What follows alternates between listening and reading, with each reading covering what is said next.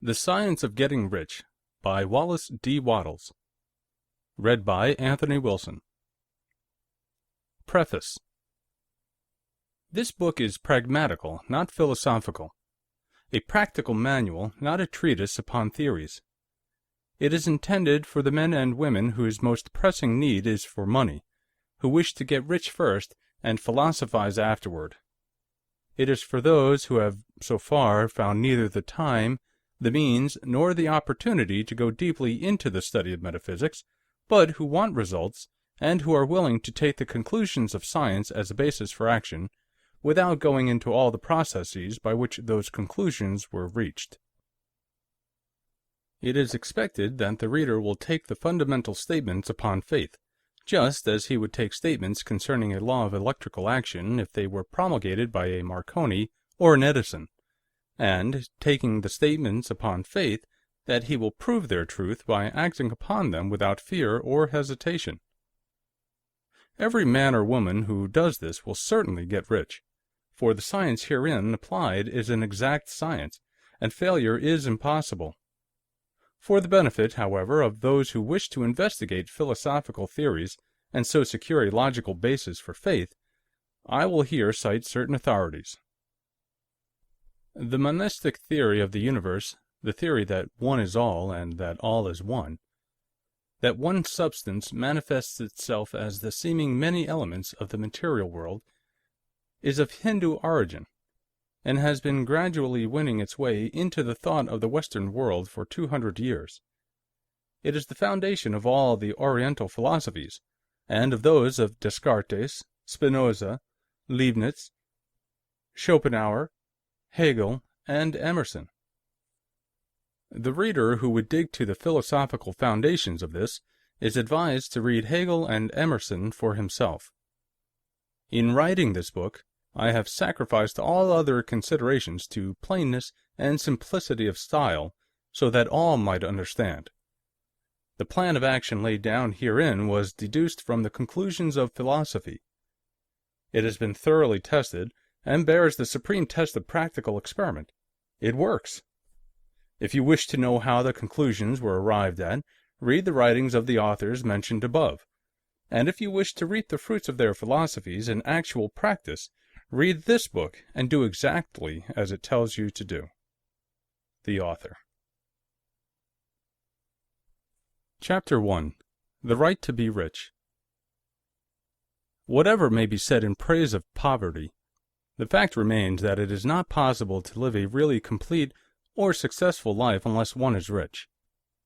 No man can rise to his greatest possible height in talent or soul development unless he has plenty of money.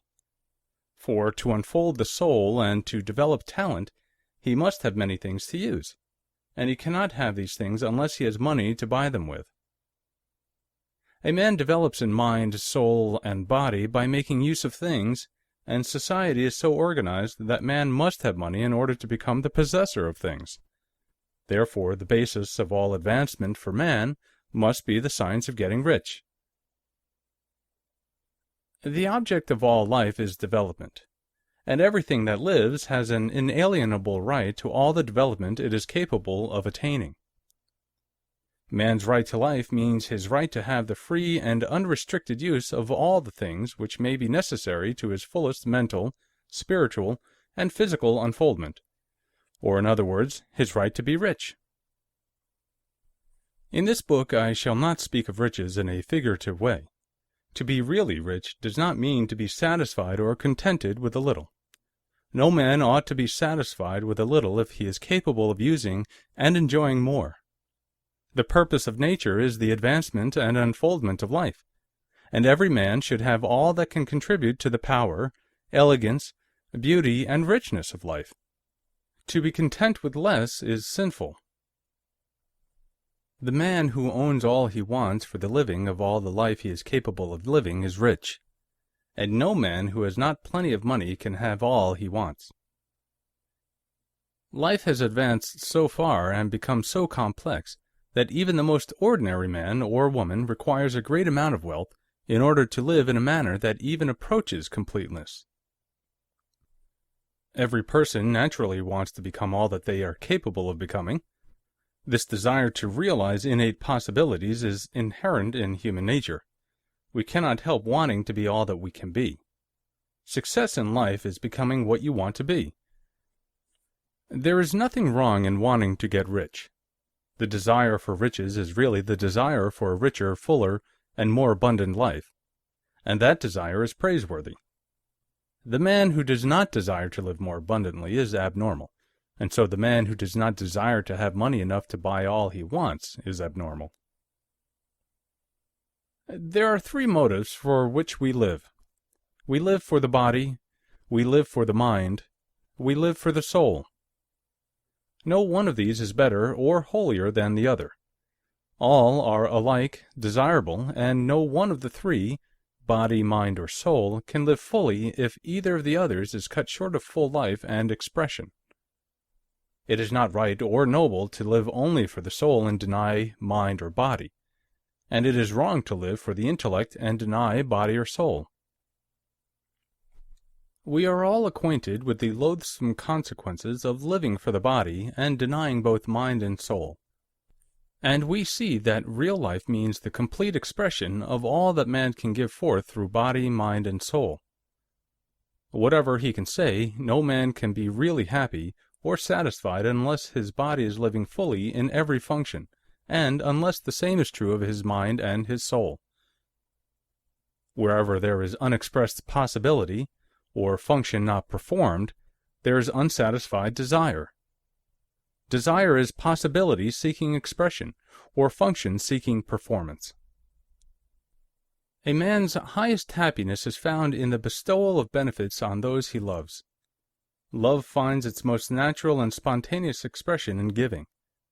The man who has nothing to give cannot fill his place as a husband or father, as a citizen or as a man. It is in the use of material things that a man finds full life for his body, develops his mind, and unfolds his soul. It is therefore of supreme importance to him that he should be rich. It is perfectly right that you should desire to be rich. If you are a normal man or woman, you cannot help doing so. It is perfectly right that you should give your best attention to the science of getting rich, for it is the noblest and most necessary of all studies.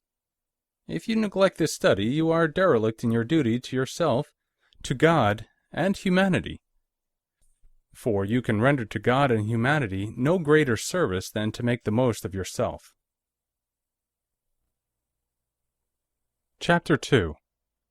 There is a Science of Getting Rich. There is a science of getting rich, and it is an exact science, like algebra or arithmetic. There are certain laws which govern the process of acquiring riches. Once these laws are learned and obeyed by any man, he will get rich with mathematical certainty. The ownership of money and property comes as a result of doing things in a certain way. Those who do things in this certain way, whether on purpose or accidentally, get rich, while those who do not do things in this certain way, no matter how hard they work or how able they are, remain poor. It is a natural law that like causes always produce like effects, and therefore any man or woman who learns to do things in this certain way will infallibly get rich. That the above statement is true is shown by the following facts. Getting rich is not a matter of environment, for if it were, all the people in certain neighborhoods would become wealthy. The people of one city would all be rich, while those of other towns would all be poor, or the inhabitants of one state would roll in wealth, while those of an adjoining state would be in poverty. But everywhere we see rich and poor living side by side, in the same environment, and often engaged in the same vocations. When two men are in the same locality, and in the same business, and one gets rich while the other remains poor, it shows that getting rich is not primarily a matter of environment. Some environments may be more favorable than others, but when two men in the same business are in the same neighborhood, and one gets rich while the other fails, it indicates that getting rich is the result of doing things in a certain way. And further, The ability to do things in this certain way is not due solely to the possession of talent, for many people who have great talent remain poor, while others who have very little talent get rich. Studying the people who have got rich, we find that they are an average lot in all respects, having no greater talents and abilities than other men. It is evident that they do not get rich because they possess talents and abilities that other men have not, but because they happen to do things in a certain way. Getting rich is not the result of saving or thrift. Many very penurious people are poor, while free spenders often get rich. Nor is getting rich due to doing things which others fail to do, for two men in the same business often do almost exactly the same things, and one gets rich while the other remains poor or becomes bankrupt. From all these things we must come to the conclusion that getting rich is the result of doing things in a certain way. If getting rich is the result of doing things in a certain way, and if like causes always produce like effects, then any man or woman who can do things in that way can become rich, and the whole matter is brought within the domain of exact science. The question arises here whether this certain way may not be so difficult that only a few may follow it. This cannot be true, as we have seen so far as natural ability is concerned. Talented people get rich, and blockheads get rich. Intellectually brilliant people get rich, and very stupid people get rich. Physically strong people get rich, and weak and sickly people get rich. Some degree of ability to think and understand is, of course, essential, but in so far natural ability is concerned, any man or woman who has sense enough to read and understand these words can certainly get rich. Also, we have seen that it is not a matter of environment. Location counts for something. One would not go to the heart of the Sahara and expect to do successful business. Getting rich involves the necessity of dealing with men, and of being where there are people to deal with. And if these people are inclined to deal in the way you want to deal, so much the better. But that is about as far as environment goes. If anybody else in your town can get rich, so can you. And if anybody else in your state can get rich, so can you. Again, it is not a matter of choosing some particular business or profession. People get rich in every business and in every profession, while their next-door neighbors in the same vocation remain in poverty.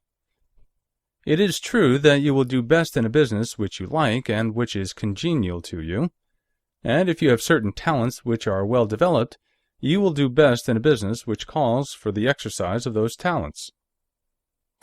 Also, you will do best in a business which is suited to your locality. An ice cream parlor would do better in a warm climate than in Greenland, and a salmon fishery will succeed better in the Northwest than in Florida, where there are no salmon. But aside from these general limitations, getting rich is not dependent upon your engaging in some particular business, but upon your learning to do things in a certain way. If you are now in business, and anybody else in your locality is getting rich in the same business, while you are not getting rich, it is because you are not doing things in the same way that the other person is doing them. Chapter 3. Is Opportunity Monopolized?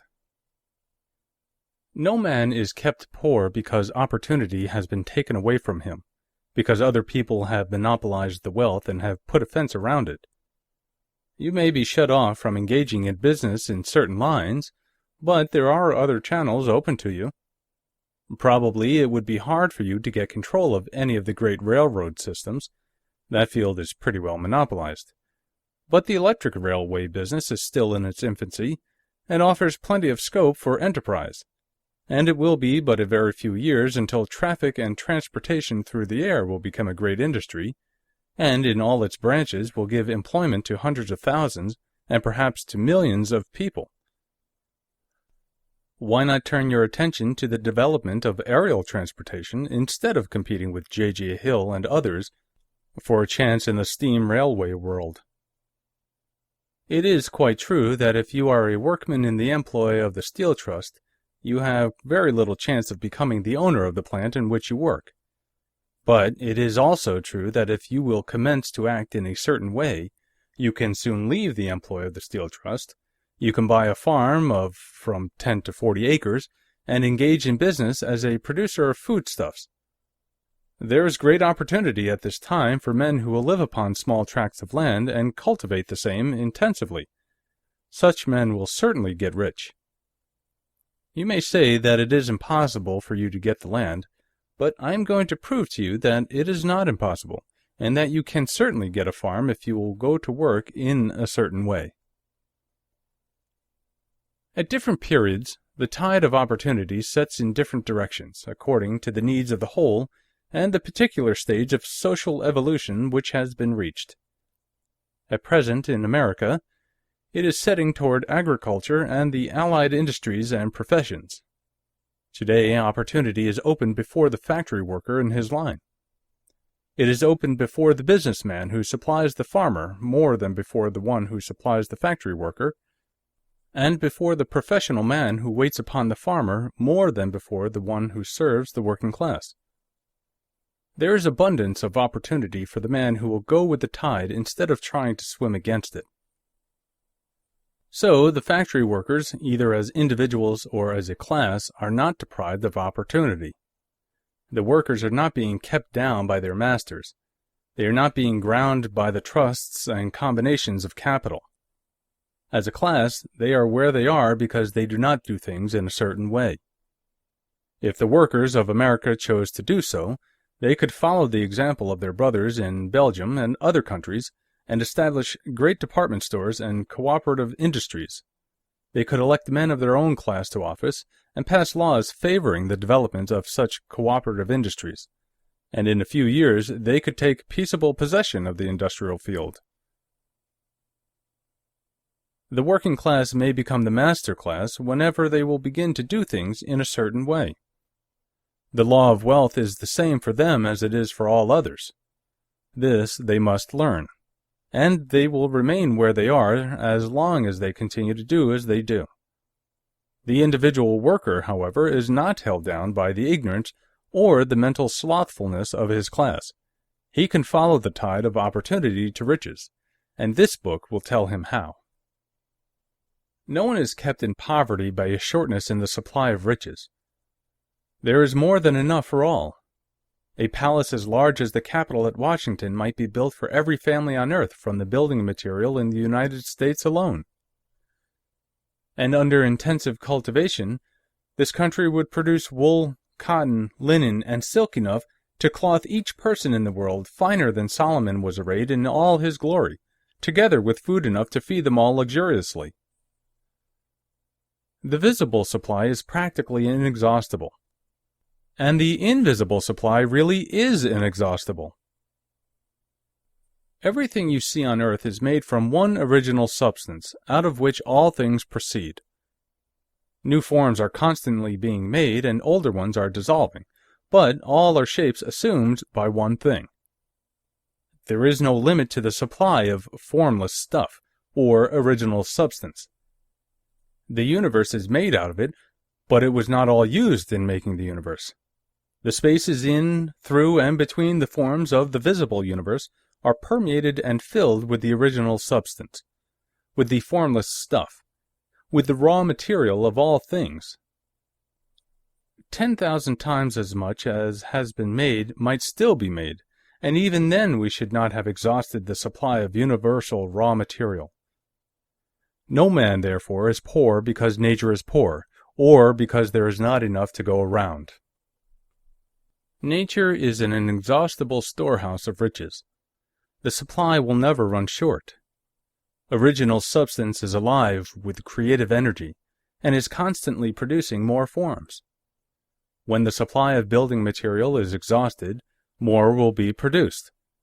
When the soil is exhausted so that foodstuffs and materials for clothing will no longer grow upon it, it will be renewed, or more soil will be made.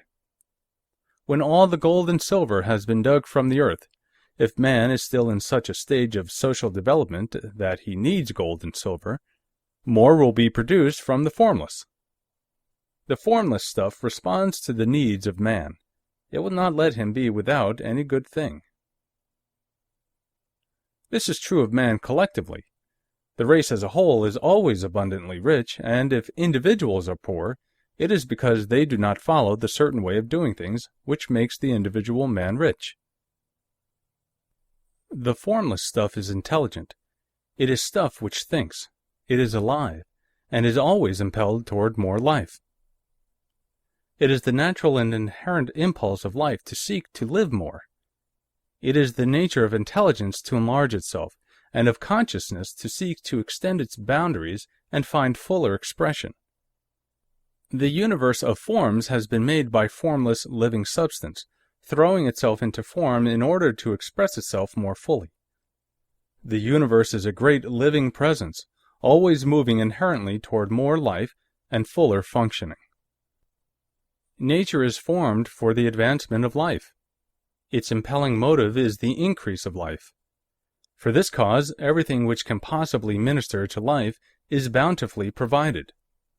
There can be no lack unless God is to contradict himself and nullify his own works.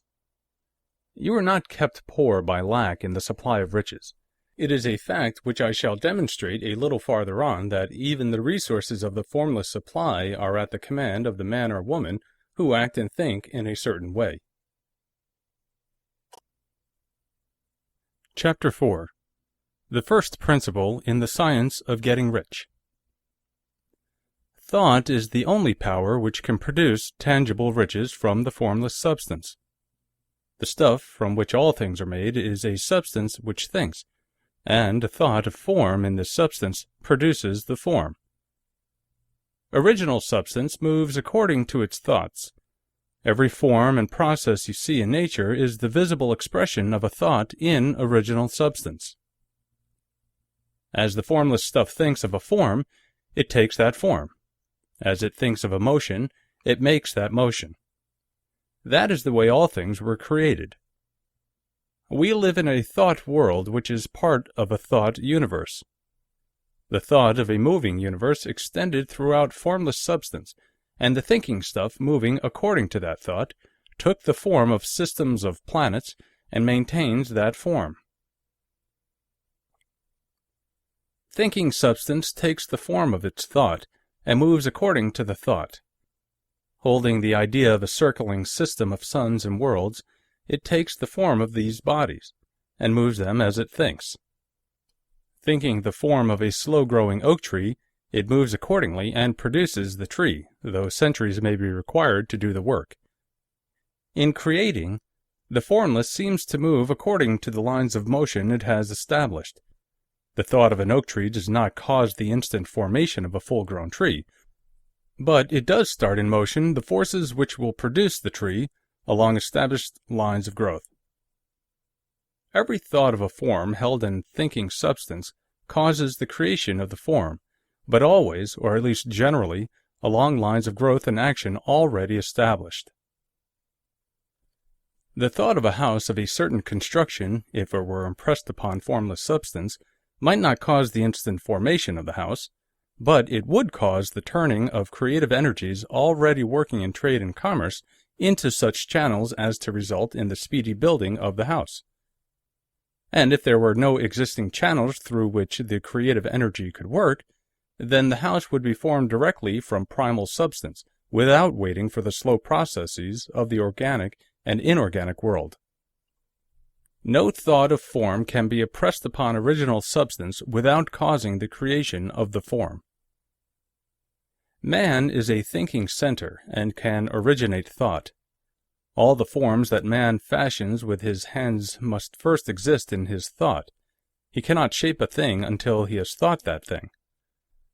And, so far, man has confined his efforts wholly to the work of his hands. He has applied manual labor to the world of forms, seeking to change or modify those already existing. He has never thought of trying to cause the creation of new forms by impressing his thoughts upon formless substance. When a man has a thought form, he takes material from the forms of nature and makes an image of the form which is in his mind. He has, so far, made little or no effort to cooperate with formless intelligence, to work with the Father. He has not dreamed that he can do what he seeth the Father doing. Man reshapes and modifies existing forms by manual labor. He has given no attention to the question whether he may not produce things from formless substance by communicating his thoughts to it. We propose to prove that he may do so, to prove that any man or woman may do so, and to show how. As our first step, we must lay down 3 fundamental propositions. First, we assert that there is one original formless stuff, or substance, from which all things are made. All the seemingly many elements are but different presentations of one element. All the many forms found in organic and inorganic nature are but different shapes, made from the same stuff. And this stuff is thinking stuff. A thought held in it produces the form of the thought. Thought, in thinking substance, produces shapes. Man is a thinking center, capable of original thought. If man can communicate his thought to original thinking substance, he can cause the creation or formation of the thing he thinks about. To summarize this, there is a thinking stuff from which all things are made, and which in its original state permeates, penetrates, and fills the interspaces of the universe. A thought in this substance produces the thing that is imaged by the thought. Man can form things in his thought, and by impressing his thought upon formless substance, can cause the thing he thinks about to be created. It may be asked if I can prove these statements, and, without going into details, I answer that I can do so, both by logic and experience. Reasoning back from the phenomena of form and thought, I come to one original thinking substance, and, reasoning forward from this thinking substance, I come to man's power to cause the formation of the thing he thinks about. And by experiment, I find the reasoning true, and this is my strongest proof. If one man who reads this book gets rich by doing what it tells him to do, that is evidence in support of my claim. But if every man who does what I tell him to do gets rich, that is positive proof until someone goes through the process and fails. The theory is true until the process fails, and this process will not fail, for every man who does exactly what this book tells him to do will get rich. I have said that men get rich by doing things in a certain way, and in order to do so, men must become able to think in a certain way. A man's way of doing things is the direct result of the way he thinks about things. To do things in a way you want to do them, you will have to acquire the ability to think the way you want to think. This is the first step toward getting rich. To think what you want to think is to think truth, regardless of appearances. Every man has the natural and inherent power to think what he wants to think, but it requires far more effort to do so than it does to think the thoughts which are suggested by appearances. To think according to appearance is easy. To think truth regardless of appearances is laborious, and requires the expenditure of more power than any other work man is called upon to perform. There is no labor from which most people shrink as they do from that of sustained and consecutive thought. It is the hardest work in the world. This is especially true when truth is contrary to appearances. Every appearance in the visible world tends to produce a corresponding form in the mind which observes it, and this can only be prevented by holding the thought of the truth. To look upon the appearance of disease will produce the form of disease in your own mind, and ultimately in your body, unless you hold the thought of the truth, which is that there is no disease. It is only an appearance, and the reality is health. To look upon the appearance of poverty will produce corresponding forms in your own mind, unless you hold to the truth that there is no poverty, there is only abundance.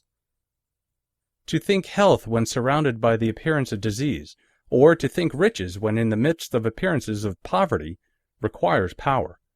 But he who acquires this power becomes a master mind. He can conquer fate. He can have what he wants. This power can only be acquired by getting hold of the basic fact which is behind all appearances. And that fact is that there is one thinking substance, from which and by which all things are made. Then we must grasp the truth that every thought held in this substance becomes a form, and that man can so impress his thoughts upon it as to cause them to take form and become visible things. When we realize this, we lose all doubt and fear, for we know that we can create what we want to create, we can get what we want to have, and can become what we want to be. As a first step toward getting rich, you must believe the three fundamental statements given previously in this chapter. And in order to emphasize them, I repeat them here. There is a thinking stuff from which all things are made, and which, in its original state, permeates, penetrates, and fills the interspaces of the universe. A thought in this substance produces the thing that is imaged by the thought. Man can form things in his thought, and, by impressing his thought upon formless substance, can cause the thing he thinks about to be created. Chapter 5. Increasing Life. You must get rid of the last vestige of the old idea that there is a deity whose will it is that you should be poor, or whose purposes may be served by keeping you in poverty. The intelligent substance which is all, and in all, and which lives in all and lives in you, is a consciously living substance. Being a consciously living substance, it must have the nature and inherent desire of every living intelligence for increase of life. Every living thing must continually seek for the enlargement of its life, because life, in the mere act of living, must increase itself. A seed dropped into the ground springs into activity, and in the act of living produces 100 more seeds. Life, by living, multiplies itself. It is forever becoming more. It must do so if it continues to be at all. Intelligence is under this same necessity for continuous increase. Every thought we think makes it necessary for us to think another thought. Consciousness is continually expanding. Every fact we learn leads us to the learning of another fact. Knowledge is continually increasing. Every talent we cultivate brings to the mind the desire to cultivate another talent. We are subject to the urge of life, seeking expression, which ever drives us on to know more, to do more, and to be more. In order to know more, do more, and be more, we must have more. We must have things to use, for we learn and do and become only by using things. We must get rich so that we can live more. The desire for riches is simply the capacity for larger life-seeking fulfillment. Every desire is the effort of an unexpressed possibility to come into action. It is power seeking to manifest which causes desire. That which makes you want more money is the same as that which makes the plant grow. It is life seeking fuller expression.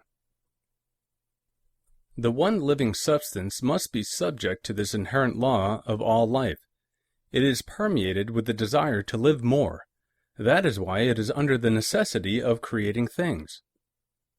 The one substance desires to live more in you. Hence, it wants you to have all the things you can use. It is the desire of God that you should get rich. He wants you to get rich because He can express Himself better through you if you have plenty of things to use in giving Him expression. He can live more in you if you have unlimited command of the means of life. The universe desires you to have everything you want to have. Nature is friendly to your plans. Everything is naturally for you. Make up your mind that this is true. It is essential, however, that your purpose should harmonize with the purpose that is in all. You must want real life, not mere pleasure of sensual gratification. Life is the performance of function, and the individual really lives only when he performs every function, physical, mental, and spiritual, of which he is capable, without excess in any. You do not want to get rich in order to live swinishly, for the gratification of animal desires. That is not life. But the performance of every physical function is a part of life, and no one lives completely who denies the impulses of the body a normal and healthful expression. You do not want to get rich solely to enjoy mental pleasures, to get knowledge, to gratify ambition, to outshine others, to be famous. All these are a legitimate part of life, but the man who lives for the pleasure of the intellect alone will only have a partial life, and he will never be satisfied with his lot. You do not want to get rich solely for the good of others, to lose yourself for the salvation of mankind, to experience the joys of philanthropy and sacrifice. The joys of the soul are only a part of life, and they are no better or nobler than any other part. You want to get rich in order that you may eat, drink, and be merry when it is time to do these things, in order that you may surround yourself with beautiful things, see distant lands, feed your mind, and develop your intellect, in order that you may love men and do kind things, and be able to play a good part in helping the world to find truth. But remember that extreme altruism is no better and no nobler than extreme selfishness. Both are mistakes. Get rid of the idea that God wants you to sacrifice yourself for others, and that you can secure His favor by doing so. God requires nothing of the kind. What He wants is that you should make the most of yourself, and for others. And you can help others more by making the most of yourself than in any other way. You can make the most of yourself only by getting rich, so it is right and praiseworthy that you should give your first and best thought to the work of acquiring wealth. Remember, however, that the desire of substance is for all, and its movements must be for more life to all. It cannot be made to work for less life to any, because it is equally in all, seeking riches and life. Intelligent substance will make things for you, but it will not take things away from someone else and give them to you. You must get rid of the thought of competition. You are to create, not to compete for what is already created. You do not have to take anything away from anyone. You do not have to drive sharp bargains. You do not have to cheat or to take advantage. You do not need to let any man work for you for less than he earns. You do not have to covet the property of others, or to look at it with wishful eyes. No man has anything of which you cannot have the like, and that without taking what he has away from him. You are to become a creator, not a competitor. You are going to get what you want, but in such a way that when you get it, every other man will have more than he has now. I am aware that there are men who get a vast amount of money by proceeding in direct opposition to the statements in the paragraph above, and may add a word of explanation here. Men of the plutocratic type, who become very rich, do so sometimes purely by their extraordinary ability on the plane of competition, and sometimes they unconsciously relate themselves to substance in its great purposes and movements for the general racial upbuilding through industrial evolution. Rockefeller, Carnegie, Morgan, et al. Have been the unconscious agents of the supreme in the necessary work of systematizing and organizing productive industry, and in the end their work will contribute immensely toward increased life for all. Their day is nearly over. They have organized production and will soon be succeeded by the agents of the multitude, who will organize the machinery of distribution. The multi-millionaires are like the monster reptiles of the prehistoric eras. They play a necessary part in the evolutionary process, but the same power which produced them will dispose of them. And it is well to bear in mind that they have never been really rich. A record of the private lives of most of this class will show that they have really been the most abject and wretched of the poor. Riches secured on the competitive plane are never satisfactory and permanent. They are yours today and another's tomorrow. Remember, if you are to become rich in a scientific and certain way, you must rise entirely out of the competitive thought. You must never think for a moment that the supply is limited. Just as soon as you begin to think that all the money is being cornered and controlled by bankers and others, and that you must exert yourself to get laws passed to stop this process, and so on. In that moment, you drop into the competitive mind, and your power to cause creation is gone for the time being. And what is worse, you will probably arrest the creative movements you have already instituted. Know that there are countless millions of dollars worth of gold in the mountains of the earth, not yet brought to light. Chapter 6. How Riches Come to You. When I say that you do not have to drive sharp bargains, I do not mean that you do not have to drive any bargains at all, or that you are above the necessity for having any dealings with your fellow men. I mean that you will not need to deal with them unfairly. You do not have to get something for nothing, but can give to every man more than you take from him.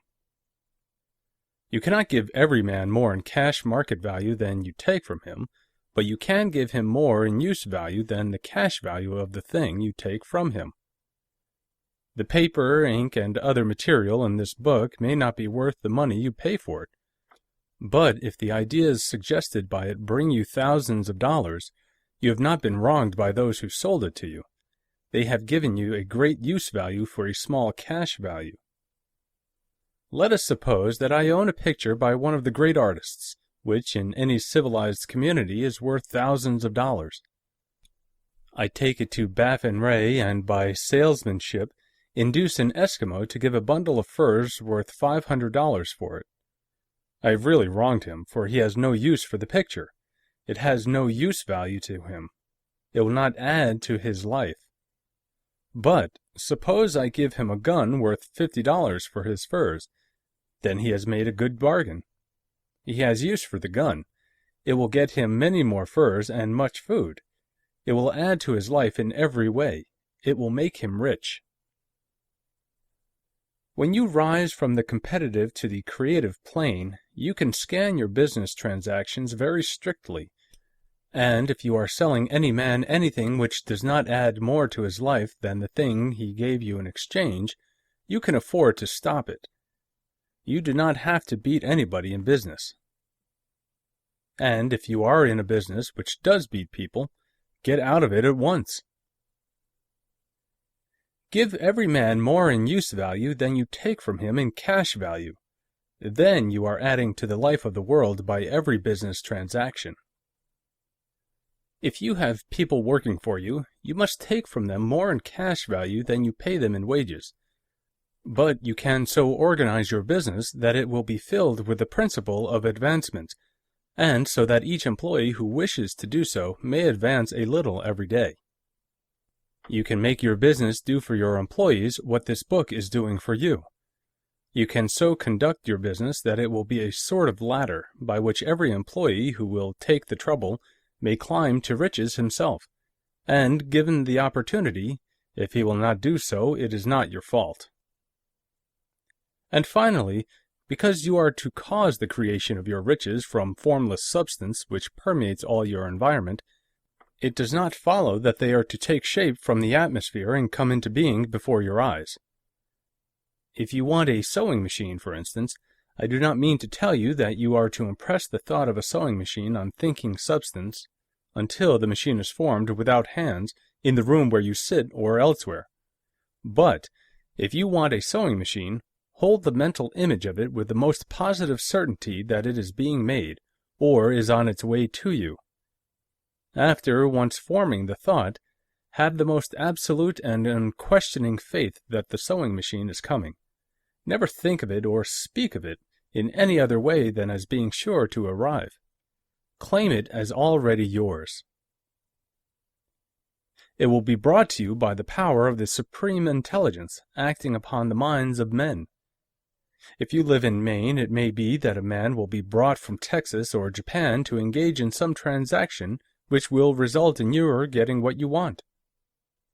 If so, the whole matter will be as much to that man's advantage as it is to yours.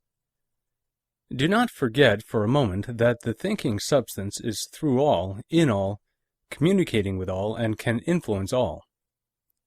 The desire of thinking substance for fuller life and better living has caused the creation of all the sewing machines already made, and it can cause the creation of millions more, and will whenever men set it in motion by desire and faith, and by acting in a certain way.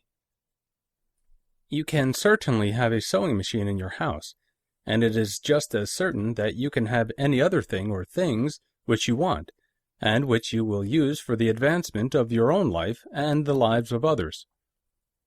You need not hesitate about asking largely. It is your Father's pleasure to give you the kingdom, said Jesus. Original substance wants to live all that is possible in you, and wants you to have all that you can or will use for the living of the most abundant life. If you fix upon your consciousness the fact that the desire you feel for the possession of riches is one with the desire of omnipotence for more complete expression, your faith becomes invincible. Once I saw a little boy sitting at a piano, and vainly trying to bring harmony out of the keys, and I saw that he was grieved and provoked by his inability to play real music. I asked him the cause of his vexation, and he answered, "I can feel the music in me, but I can't make my hands go right." The music in him was the urge of original substance, containing all the possibilities of all life. All that there is of music was seeking expression through the child. God, the one substance, is trying to live and do and enjoy things through humanity. He is saying, "I want hands to build wonderful structures, to play divine harmonies, to paint glorious pictures. I want feet to run my errands, eyes to see my beauties, tongues to tell mighty truths and to sing marvelous songs," and so on. All that there is of possibility is seeking expression through men.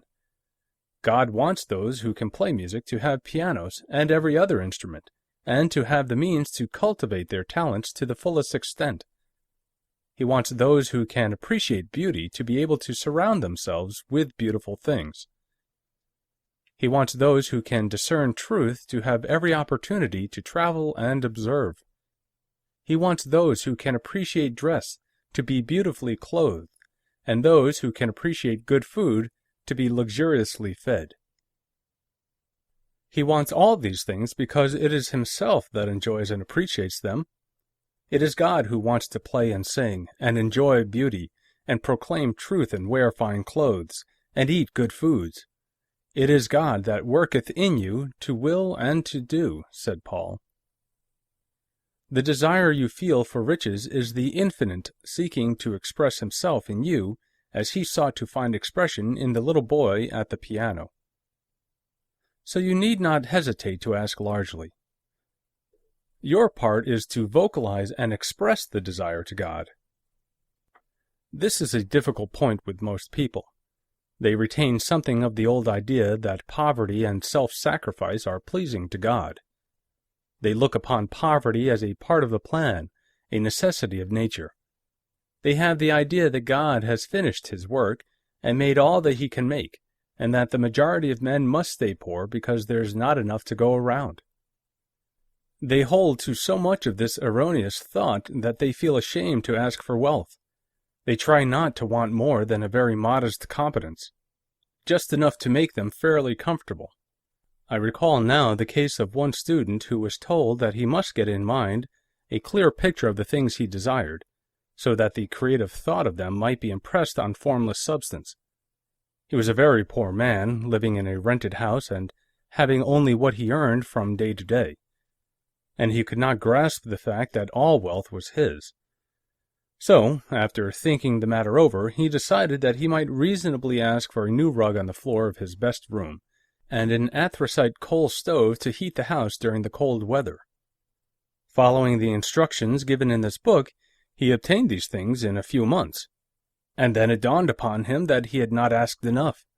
He went through the house in which he lived and planned all the improvements he would like to make in it. He mentally added up a bay window here and a room there, until it was complete in his mind as his ideal home, and then he planned its furnishings.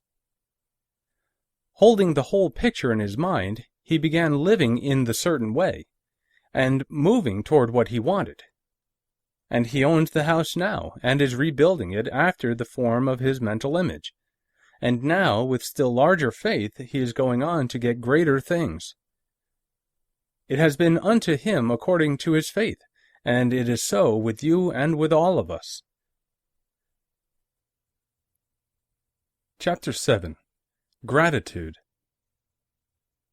The illustrations given in the last chapter will have conveyed to the reader the fact that the first step toward getting rich is to convey the idea of your wants to the formless substance. This is true, and you will see that in order to do so, it becomes necessary to relate yourself to the formless intelligence in a harmonious way. To secure this harmonious relation is a matter of such primary and vital importance that I shall give some space to its discussion here, and give you instructions which, if you will follow them, will be certain to bring you into perfect unity of mind with God. The whole process of mental adjustment and atonement can be summed up in one word: gratitude.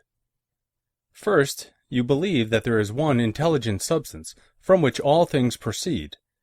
Second, you believe that this substance gives you everything you desire. And third, you relate yourself to it by a feeling of deep and profound gratitude. Many people who order their lives rightly in all other ways are kept in poverty by their lack of gratitude. Having received one gift from God, they cut the wires which connect them with Him by failing to make acknowledgment.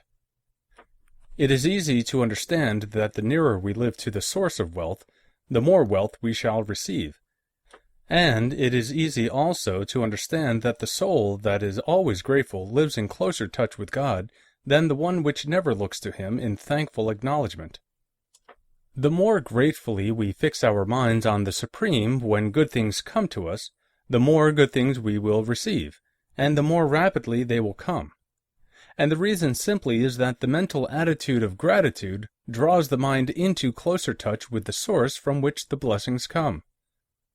If it is a new thought to you that gratitude brings your whole mind into closer harmony with the creative energies of the universe, consider it well, and you will see that it is true. The good things you already have come to you along the line of obedience to certain laws. Gratitude will lead your mind out along the ways by which things come, and it will keep you in close harmony with creative thought and prevent you from falling into competitive thought. Gratitude alone can keep you looking toward the all, and prevent you from falling into the error of thinking of the supply as limited, and to do that would be fatal to your hopes. There is a law of gratitude, and it is absolutely necessary that you should observe the law, if you are to get the results you seek. The law of gratitude is the natural principle that action and reaction are always equal, and in opposite directions. The grateful outreaching of your mind in thankful praise to the Supreme is a liberation or expenditure of force. It cannot fail to reach that to which it addressed, and the reaction is an instantaneous movement towards you. Draw nigh unto God, and He will draw nigh unto you. That is a statement of psychological truth. And if your gratitude is strong and constant, the reaction in formless substance will be strong and continuous. The movement of the things you want will be always towards you. Notice the grateful attitude that Jesus took, how He always seems to be saying, "I thank Thee, Father, that Thou hearest me." You cannot exercise much power without gratitude, for it is gratitude that keeps you connected with power. But the value of gratitude does not consist solely in getting you more blessings in the future. Without gratitude, you cannot long keep from dissatisfied thought regarding things as they are. The moment you permit your mind to dwell with dissatisfaction upon things as they are, you begin to lose ground. You fix attention upon the common, the ordinary, the poor, and the squalid and mean, and your mind takes the form of these things. Then you will transmit these forms or mental images to the formless, and the common, the poor, the squalid, and mean will come to you. To permit your mind to dwell upon the inferior is to become inferior, and to surround yourself with inferior things. On the other hand, to fix your attention on the best is to surround yourself with the best, and to become the best. The creative power within us makes us into the image of that which we give our attention. We are thinking substance, and thinking substance always takes the form of that which it thinks about. The grateful mind is constantly fixed upon the best. Therefore, it tends to become the best. It takes the form or character of the best and will receive the best. Also, faith is born of gratitude. The grateful mind continually expects good things, and expectation becomes faith. The reaction of gratitude upon one's own mind produces faith, and every outgoing wave of grateful thanksgiving increases faith. He who has no feeling of gratitude cannot long retain a living faith, and without a living faith you cannot get rich by the creative method, as we shall see in the following chapters. It is necessary, then, to cultivate the habit of being grateful for every good thing that comes to you, and to give thanks continuously. And because all things have contributed to your advancement, you should include all things in your gratitude. Do not waste time thinking or talking about the shortcomings or wrong actions of plutocrats or trust magnates. Their organization of the world has made your opportunity. All you get really comes to you because of them. Do not rage against corrupt politicians. If it were not for politicians, we should fall into anarchy, and your opportunity would be greatly lessened. God has worked a long time and very patiently to bring us up to where we are in industry and government, and He is going right on with His work. There is not the least doubt that He will do away with plutocrats, trust magnates, captains of industry, and politicians as soon as they can be spared. But in the meantime, behold, they are all very good.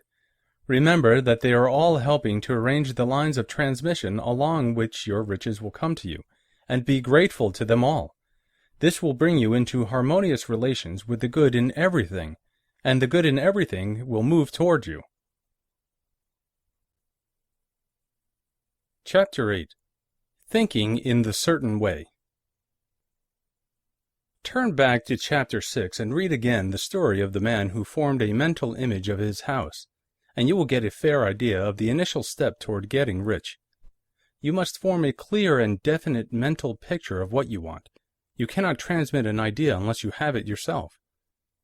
You must have it before you can give it, and many people fail to impress thinking substance because they have themselves only a vague and misty concept of the things they want to do, to have, or to become. It is not enough that you should have a general desire for wealth to do good with.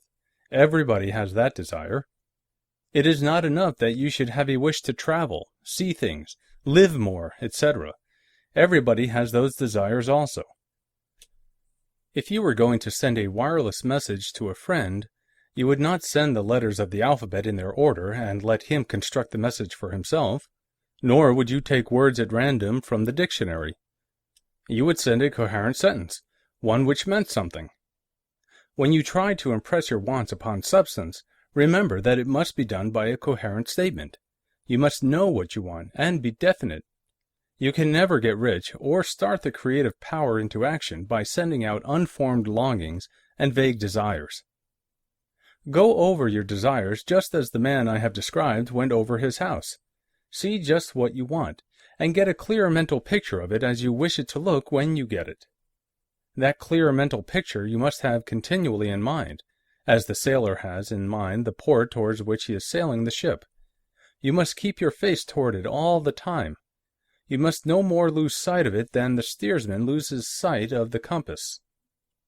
It is not necessary to take exercises in concentration, nor to set apart special times for prayer and affirmation, nor to go into the silence, nor to do occult stunts of any kind. Those things are well enough, but all you need is to know what you want, and to want it badly enough so that it will stay in your thoughts.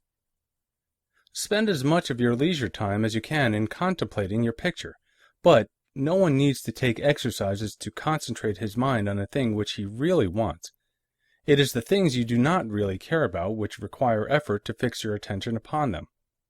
And unless you really want to get rich, so that the desire is strong enough to hold your thoughts directed to the purpose as the magnetic pole holds the needle of the compass, it will hardly be worthwhile for you to try to carry out the instructions given in this book.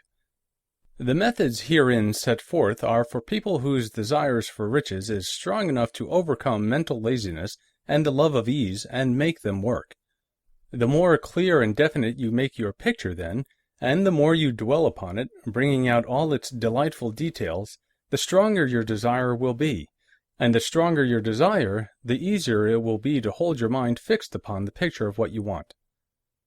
Something more is necessary, however, than merely to see the picture clearly. If that is all you do, you are only a dreamer, and will have little or no power for accomplishment. Behind your clear vision must be the purpose to realize it, to bring it out in tangible expression. And behind this purpose must be an invincible and unwavering faith that the thing is already yours, that it is at hand and you only have to take possession of it. Live in that new house mentally until it takes form around you physically. In the mental realm, enter at once into full enjoyment of the things you want. Whatsoever things ye ask for when ye pray, believe that ye receive them, and ye shall have them, said Jesus. See the things you want as if they were actually around you all the time. See yourself as owning and using them. Make use of them in imagination just as you will use them when they are your tangible possessions. Dwell upon your mental picture until it is clear and distinct, and then take the mental attitude of ownership toward everything in that picture. Take possession of it, in mind, in the full faith that it is actually yours. Hold to this mental ownership. Do not waver for an instant in the faith that it is real. And remember what was said in a preceding chapter about gratitude. Be as thankful for it all the time as you expect to be when it has taken form. The man who can sincerely thank God for the things which as yet he owns only in imagination has real faith. He will get rich. He will cause the creation of whatsoever he wants. You do not need to pray repeatedly for things you want. It is not necessary to tell God about it every day. Use not vain repetitions as the heathen do, said Jesus to his pupils, for your Father knoweth that ye have need for these things before ye ask him.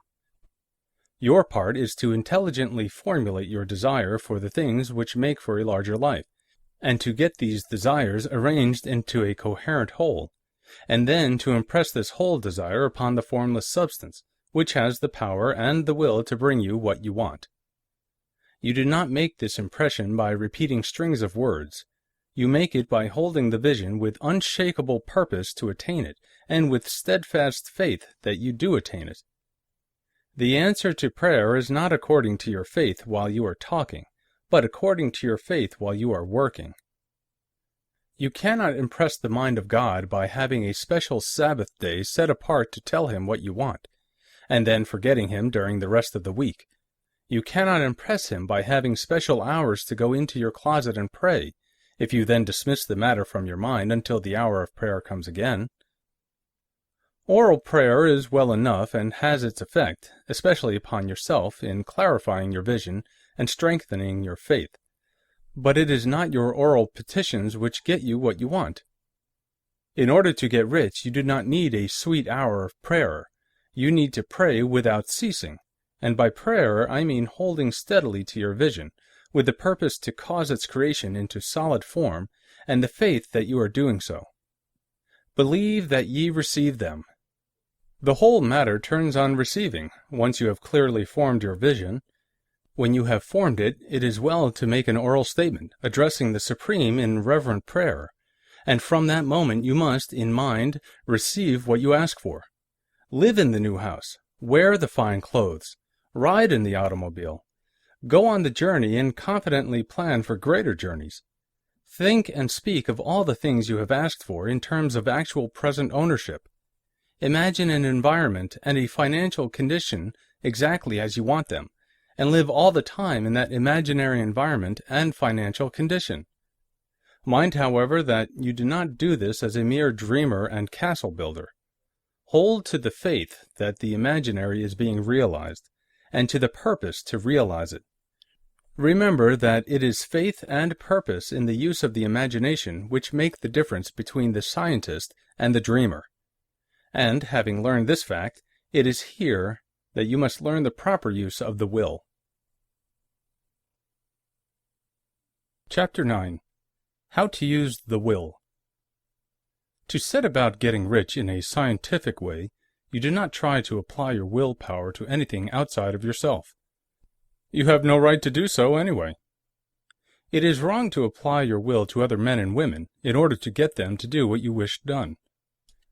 It is as flagrantly wrong to coerce people by mental power as it is to coerce them by physical power. If compelling people by physical force to do things for you reduces them to slavery, compelling them by mental means accomplishes exactly the same thing. The only difference is in methods. If taking things from people by physical force is robbery, then taking things by mental force is robbery also. There is no difference in principle.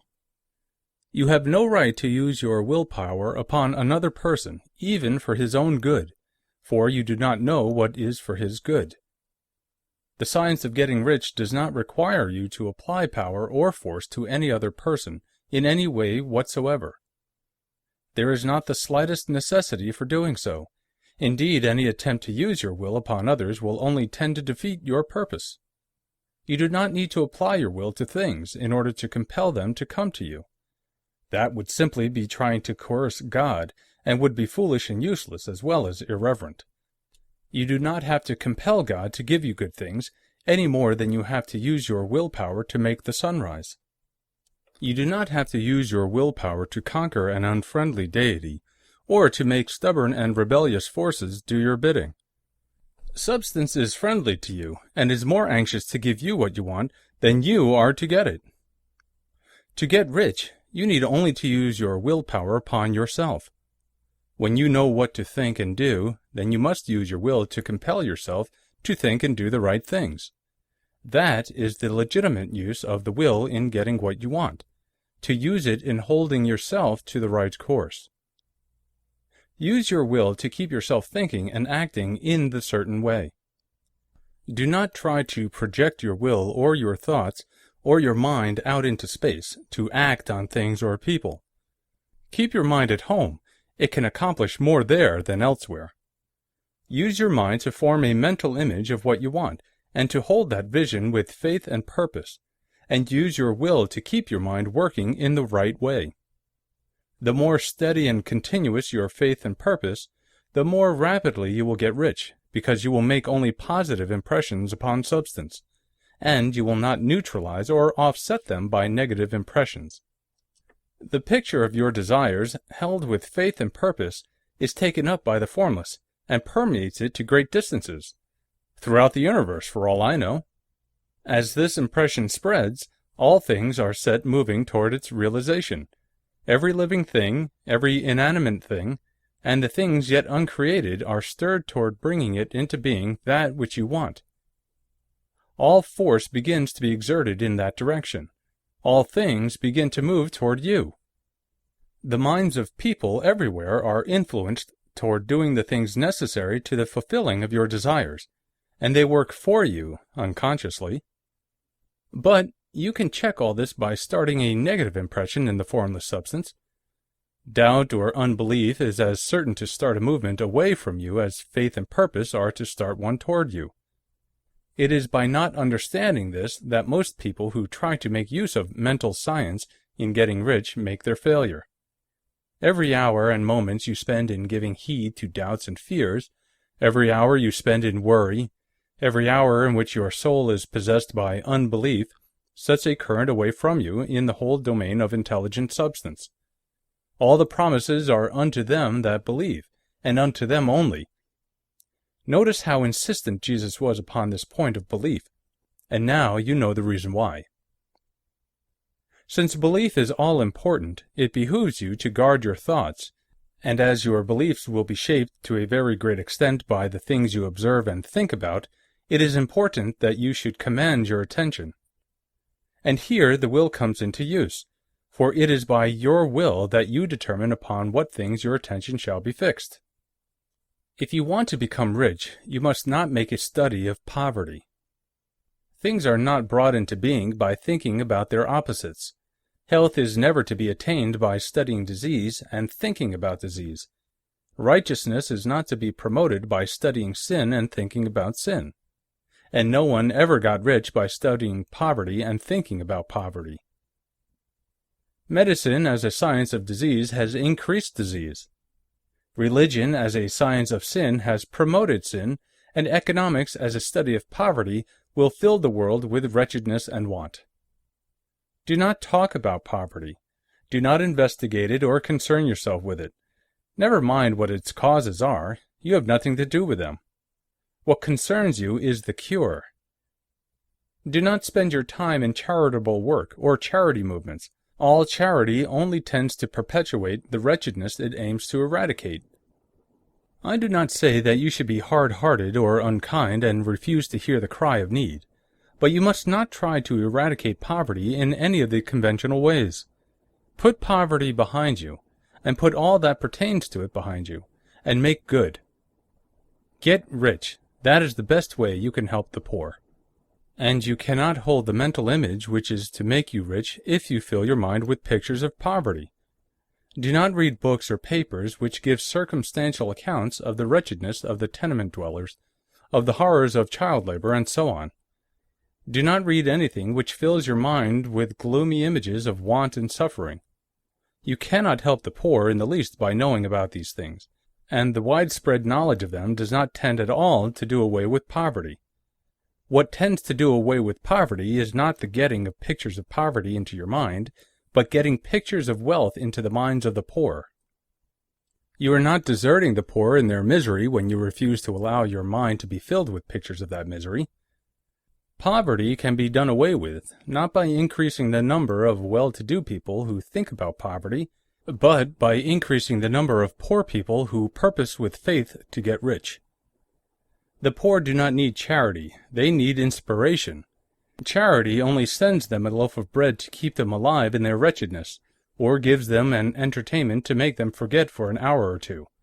But inspiration will cause them to rise out of their misery. If you want to help the poor, demonstrate to them that they can become rich. Prove it by getting rich yourself.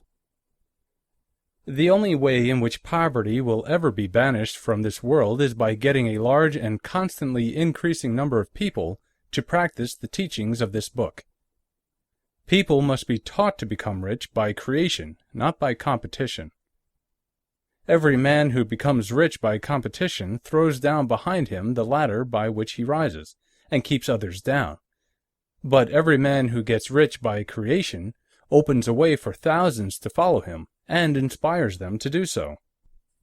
You are not showing hardness of heart or an unfeeling disposition when you refuse to pity poverty, see poverty, read about poverty, or think or talk about it, or to listen to those who do talk about it.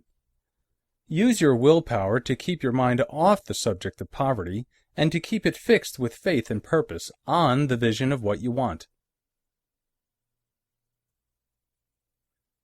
Chapter 10.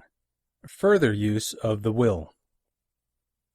You cannot retain a true and clear vision of wealth if you are constantly turning your attention to opposing pictures, whether they be external or imaginary. Do not tell of your past troubles of a financial nature, if you have had them. Do not think of them at all. Do not tell of the poverty of your parents, or the hardships of your early life. To do any of these things is to mentally class yourself with the poor for the time being, and it will certainly check the movement of things in your direction. Let the dead bury their dead, as Jesus said. Put poverty and all things that pertain to poverty completely behind you. You have accepted a certain theory of the universe as being correct, and are resting all your hopes of happiness on its being correct. And what can you gain by giving heed to conflicting theories? Do not read religious books which tell you that the world is soon coming to an end, and do not read the writing of muckrakers and pessimistic philosophers who tell you that it is going to the devil. The world is not going to the devil, it is going to God. It is wonderful becoming. True, there may be a good many things in existing conditions which are disagreeable, but what is the use of studying them when they are certainly passing away, and when the study of them only tends to check their passing and keep them with us? Why give time and attention to things which are being removed by evolutionary growth, when you can hasten their removal only by promoting the evolutionary growth as far as your part of it goes? No matter how horrible in seeming may be the conditions in certain countries, sections, or places, you waste your time and destroy your own chances by considering them. You should interest yourself in the world's becoming rich. Think of the riches the world is coming into instead of the poverty it is growing out of. And bear in mind that the only way in which you can assist the world in growing rich is by growing rich yourself through the creative method, not the competitive one. Give your attention wholly to riches. Ignore poverty. Whenever you think or speak of those who are poor, think and speak of them as those who are becoming rich, as those who are to be congratulated rather than pitied. Then they and others will catch the inspiration and begin to search for the way out. Because I say that you are to give your whole time and mind and thought to riches, it does not follow that you are to be sordid or mean. To become really rich is the noblest aim you can have in life, for it includes everything else. On the competitive plane, the struggle to get rich is a godless scramble for power over other men. But when we come into the creative mind, all this is changed. All that is possible in the way of greatness and soul unfoldment, of service and lofty endeavor, comes by way of getting rich. All is made possible by the use of things.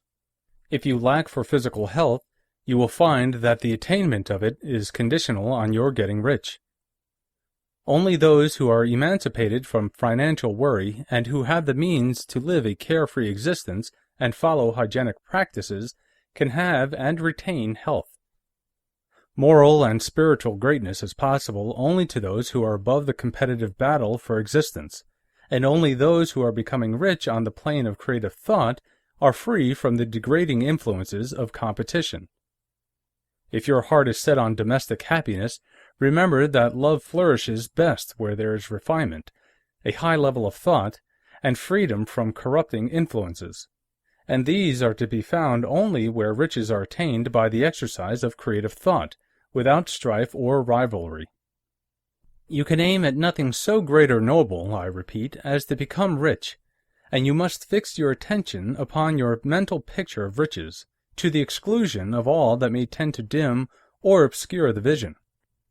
You must learn to see the underlying truth in all things. You must see beneath all seemingly wrong conditions the great one life ever moving forward toward fuller expression and more complete happiness. It is the truth that there is no such thing as poverty, that there is only wealth. Some people remain in poverty because they are ignorant of the fact that there is wealth for them, and these can best be taught by showing them the way to affluence in your own person and practice. Others are poor because, while they feel that there is a way out, they are too intellectually indolent to put forth the mental effort necessary to find that way and by travel it. And for these, the very best thing you can do is to arouse their desire by showing them the happiness that comes from being rightly rich.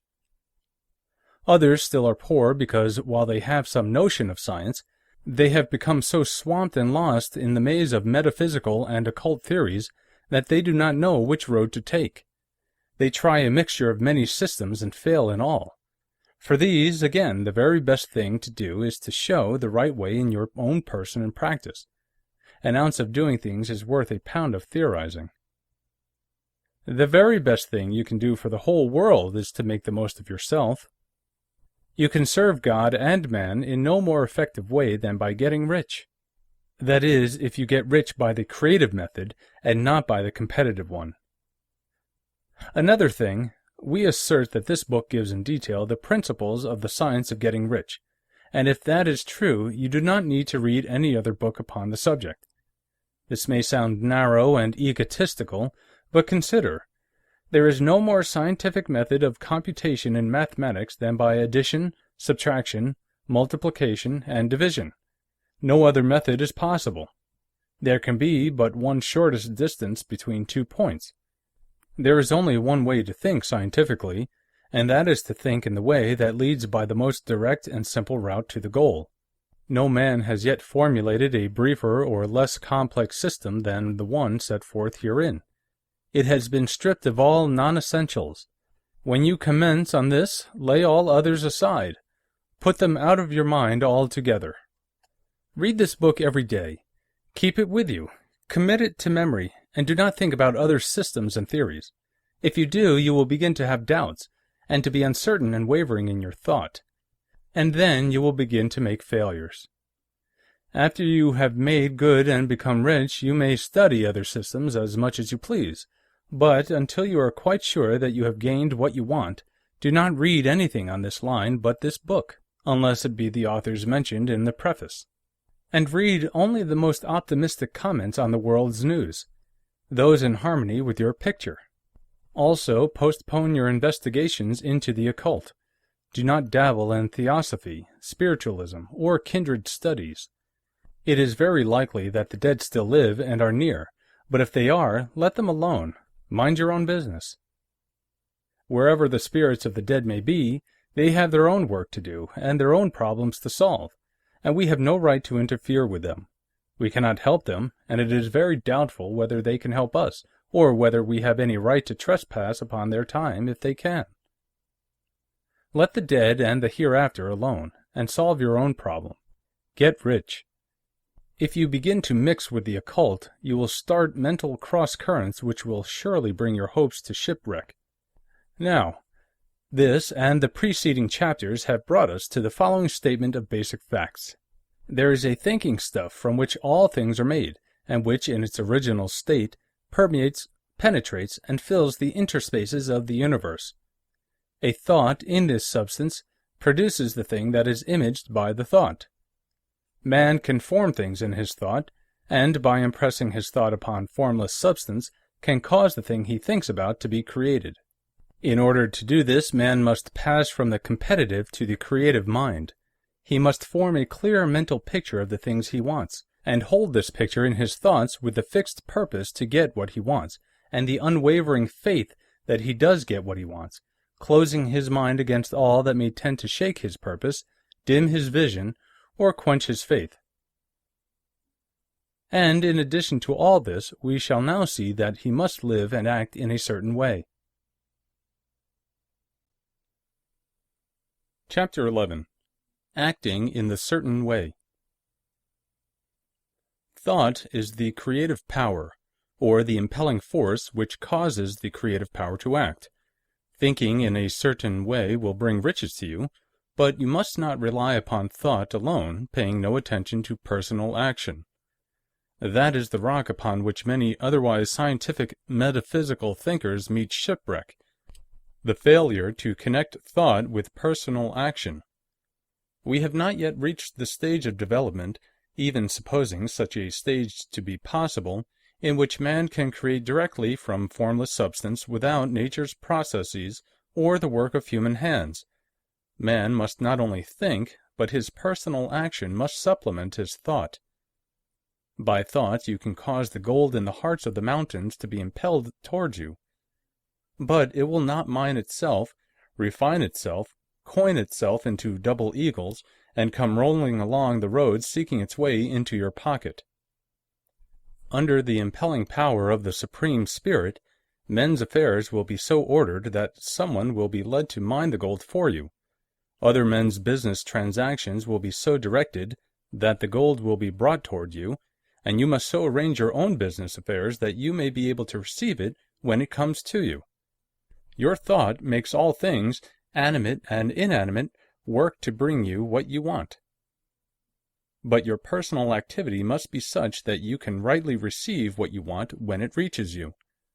You are not to take it as charity, nor to steal it. You must give every man more in use value than he gives you in cash value. The scientific use of thought consists in forming a clear and distinct mental image of what you want, in holding fast to the purpose to get what you want, and in realizing with grateful faith that you do get what you want. Do not try to project your thought in any mysterious or occult way, with the idea of having it go out and do things for you. That is wasted effort and will weaken your power to think with sanity. The action of thought in getting rich is fully explained in the preceding chapters. Your faith and purpose positively impress your vision upon formless substance, which has the same desire for more life that you have. And this vision received from you sets all the creative forces at work, in and through their regular channels of action, but directed toward you. It is not your part to guide or supervise the creative process. All you have to do with that is to retain your vision, stick to your purpose, and maintain your faith and gratitude. But you must act in a certain way so that you can appropriate what is yours when it comes to you, so that you can meet the things you have in your picture and put them in their proper places as they arrive. You can really see the truth of this. When things reach you, they will be in the hands of other men who will ask an equivalent for them. And you can only get what is yours by giving the other man what is his. Your pocketbook is not going to be transformed into a Fortunata's purse, which shall be always full of money without effort on your part. This is the crucial point in the science of getting rich, right here where thought and personal action must be combined. There are very many people who, consciously or unconsciously, set the creative forces in action by the strength and persistence of their desires, but who remain poor because they do not provide for the reception of the thing they want when it comes. By thought, the thing you want is brought to you. By action, you receive it. Whatever your action is to be, it is evident that you must act now. You cannot act in the past, and it is essential to the clearness of your mental vision that you dismiss the past from your mind. You cannot act in the future, for the future is not here yet. And you cannot tell how you will want to act in any future contingency until that contingency has arrived. Because you are not in the right business or the right environment now, do not think that you must postpone action until you get into the right business or environment. And do not spend time in the present taking thought as to the best course in possible future emergencies. Have faith in your ability to meet any emergency when it arrives. If you act in the present with your mind on the future, your present action will be with a divided mind and will not be effective. Put your whole mind into present action. Do not give your creative impulse to original substance and then sit down and wait for results. If you do, you will never get them. Act now. There is never any time but now, and there never will be any time but now. If you are ever to begin to make ready for the reception of what you want, you must begin now. And your action, whatever it is, must most likely be in your present business or employment, and must be upon the persons and things in your present environment. You cannot act where you are not. You cannot act where you have been, and you cannot act where you are going to be. You can only act where you are. Do not bother as to whether yesterday's work was well done or ill done. Do today's work well. Do not try to do tomorrow's work now. There will be plenty of time to do that when you get to it. Do not try, by occult or mystical means, to act on people or things that are out of your reach. Do not wait for a change of environment before you act. Get a change of environment by action. You can so act upon the environment in which you are now, as to cause yourself to be transferred to a better environment. Hold with faith and purpose the vision of yourself in the better environment, but act upon your present environment with all your heart, and with all your strength, and with all your mind. Do not spend any time in daydreaming or castle building. Hold to the one vision of what you want, and act now. Do not cast about seeking some new thing to do or some strange, unusual, or remarkable action to perform as a first step toward getting rich. It is probable that your actions, at least for some time to come, will be those that you have been performing for some time past. But you are to begin now to perform these actions in the certain way, which will surely make you rich. If you are engaged in some business, and feel that it is not the right one for you, do not wait until you get into the right business before you act. Do not feel discouraged or sit down and lament because you are misplaced. No man was ever so misplaced but that he could not find the right place, and no man ever became so involved in the wrong business but that he could get into the right business. Hold the vision of yourself in the right business, with the purpose to get into it, and the faith that you will get into it, and are getting into it. But act in your present business. Use your present business as the means of getting a better one, and use your present environment as a means of getting into a better one. Your vision of the right business, if held with faith and purpose, will cause the Supreme to move the right business toward you, and your action, if performed in the certain way, will cause you to move toward the business. If you are an employee or wage earner and feel that you must change places in order to get what you want, do not project your thought into space and rely upon it to get you another job. It will probably fail to do so. Hold the vision of yourself in the job you want while you act with faith and purpose on the job you have, and you will certainly get the job you want. Your vision and faith will set the creative force in motion to bring it toward you, and your action will cause the forces in your own environment to move you toward the place you want. In closing this chapter, we will add another statement to our syllabus. There is a thinking stuff from which all things are made, and which, in its original state, permeates, penetrates, and fills the interspaces of the universe. A thought in this substance produces the thing that is imaged by the thought. Man can form things in his thought, and, by impressing his thought upon formless substance, can cause the thing he thinks about to be created. In order to do this, man must pass from the competitive to the creative mind.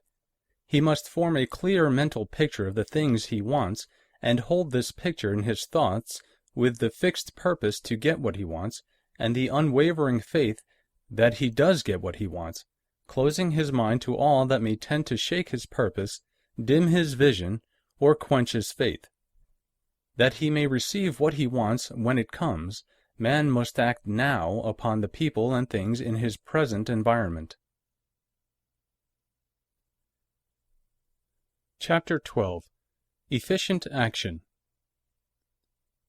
You must use your thought as directed in previous chapters, and begin to do what you can do where you are, and you must do all that you can do where you are. You can advance only by being larger than your present place, and no man is larger than his present place who leaves undone any of the work pertaining to that place.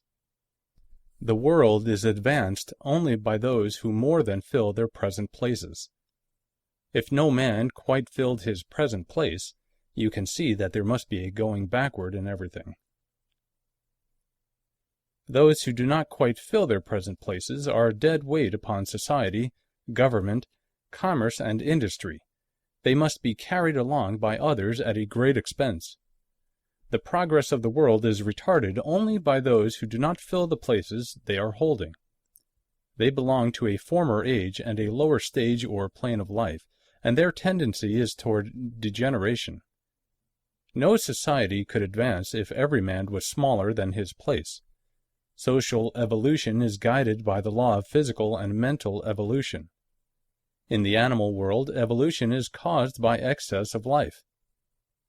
When an organism has more life than can be expressed in the functions of its own plane, it develops the organs of a higher plane, and a new species is originated.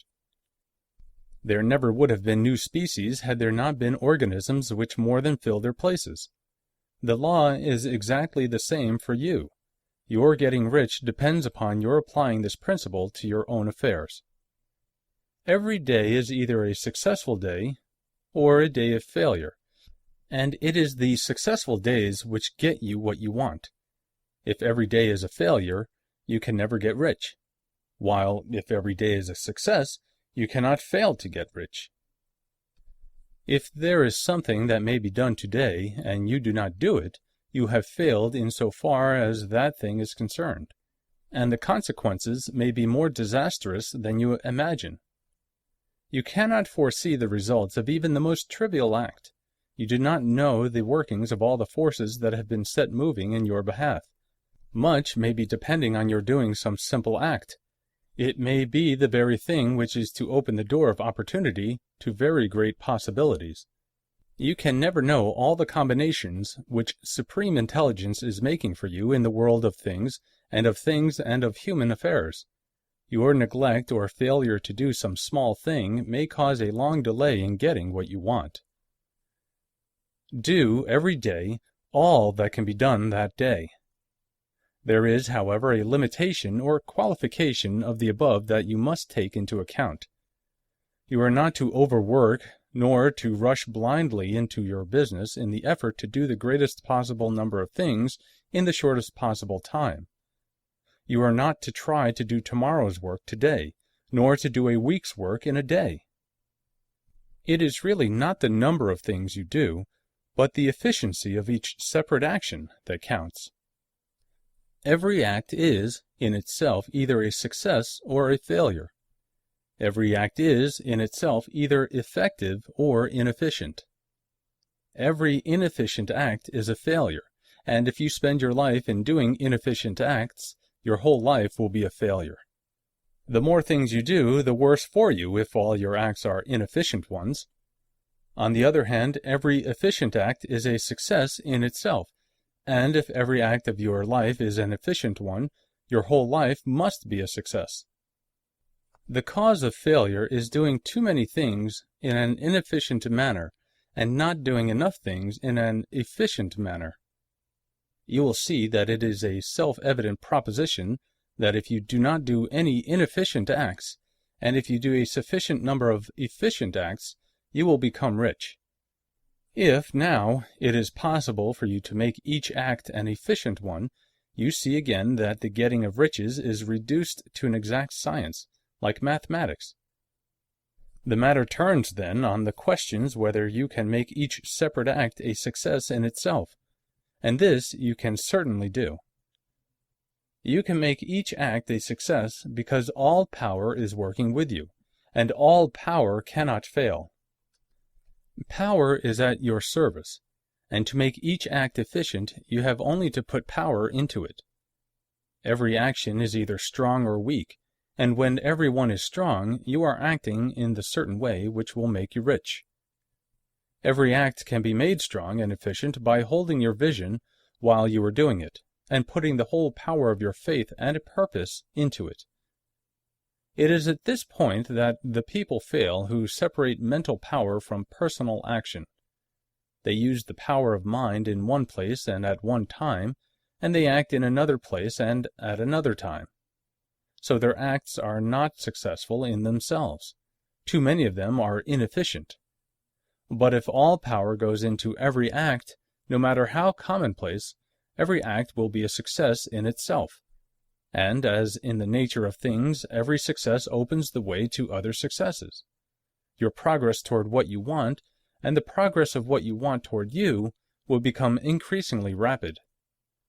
Remember that successful action is cumulative in its results. Since the desire for more life is inherent in all things, when a man begins to move toward larger life, more things attach themselves to him, and the influence of his desire is multiplied. Do, every day, all that you can do that day, and do each act in an efficient manner. In saying that you must hold your vision while you are doing each act, however trivial or commonplace, I do not mean to say that it is necessary at all times to see the vision distinctly to its smallest details. It should be the work of your leisure hours to use your imagination on the details of your vision, and to contemplate them until they are firmly fixed upon memory. If you wish speedy results, spend practically all your spare time in this practice. By continuous contemplation, you will get the picture of what you want, even to the smallest details, so firmly fixed upon your mind, and so completely transferred to the mind of formless substance, that in your working hours you need only to mentally refer to the picture to stimulate your faith and purpose, and cause your best effort to be put forth. Contemplate your picture in your leisure hours until your consciousness is so full of it that you can grasp it instantly. You will become so enthused with its bright promises that the mere thought of it will call forth the strongest energies of your whole being. Let us again repeat our syllabus, and by slightly changing the closing statements, bring it to the point we have now reached. There is a thinking stuff from which all things are made, and which, in its original state, permeates, penetrates, and fills the interspaces of the universe. A thought in this substance produces the thing that is imaged by the thought. Man can form things in his thought, and, by impressing his thought upon formless substance, can cause the thing he thinks about to be created. In order to do this, man must pass from the competitive to the creative mind. He must form a clear mental picture of the things he wants, and do, with faith and purpose, all that can be done each day, doing each separate thing in an efficient manner. Chapter 13. Getting into the right business. Success in any particular business depends, for one thing, upon your possessing in a well-developed state the faculties required in that business. Without good musical faculty, no one can succeed as a teacher of music. Without well-developed mechanical faculties, no one can achieve great success in any of the mechanical trades. Without tact and the commercial faculties, no one can succeed in mercantile pursuits. But to possess in a well-developed state the faculties required in your particular vocation does not ensure getting rich. There are musicians who have remarkable talent and who yet remain poor. There are blacksmiths, carpenters, and so on who have excellent mechanical ability, but who do not get rich. And there are merchants with good faculties for dealing with men who nevertheless fail. The different faculties are tools. It is essential to have good tools, but it is also essential that the tools should be used in the right way. One man can take a sharp saw, a square, a good plane, and so on, and build a handsome article of furniture. Another man can take the same tools and set to work to duplicate the article, but his production will be a botch. He does not know how to use good tools in a successful way. The various faculties of your mind are the tools with which you must do the work which is to make you rich. It will be easier for you to succeed if you get into a business for which you are well equipped with mental tools. Generally speaking, you will do best in that business which will use your strongest faculties, the one for which you are naturally best fitted. But there are limitations to the statement also. No man should regard his vocation as being irrevocably fixed by the tendencies with which he was born. You can get rich in any business, for if you have not the right talent you can develop that talent. It merely means that you will have to make your tools as you go along, instead of confining yourself to the use of those with which you were born. It will be easier for you to succeed in a vocation for which you already have the talents in a well-developed state, but you can succeed in any vocation, for you can develop any rudimentary talent, and there is no talent of which you have not at least the rudiment.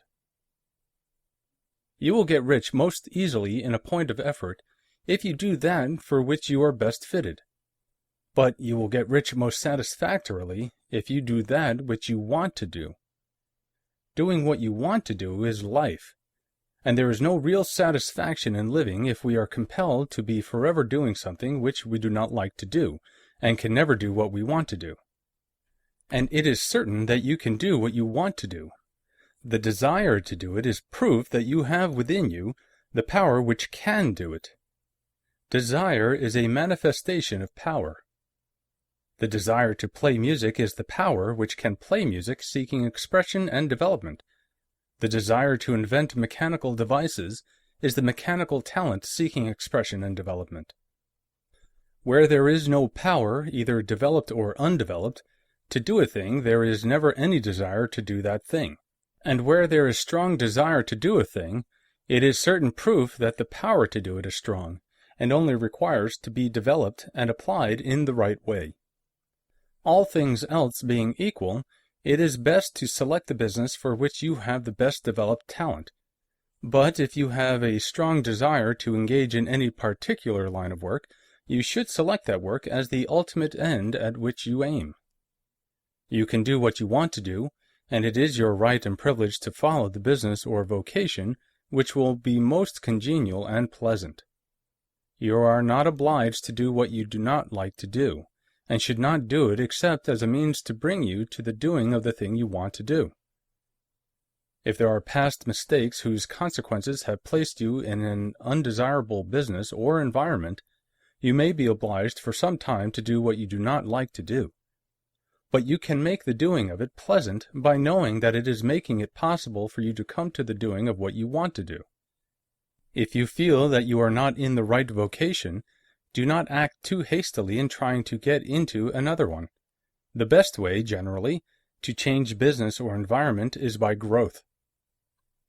Do not be afraid to make a sudden and radical change if the opportunity is presented, and you feel, after careful consideration, that it is the right opportunity.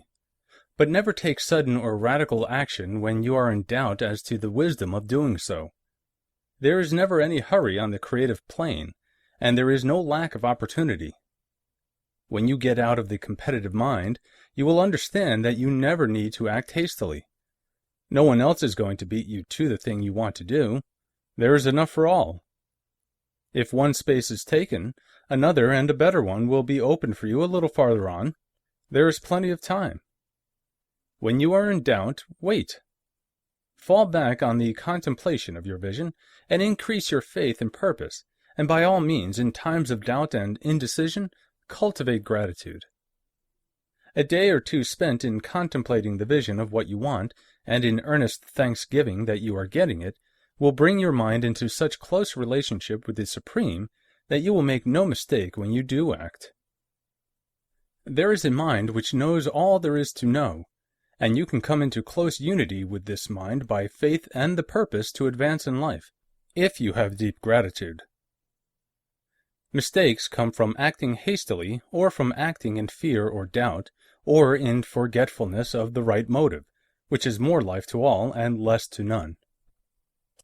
As you go on in the certain way, opportunities will come to you in increasing number, and you will need to be very steady in your faith and purpose, and to keep in close touch with the All-Mind by reverent gratitude.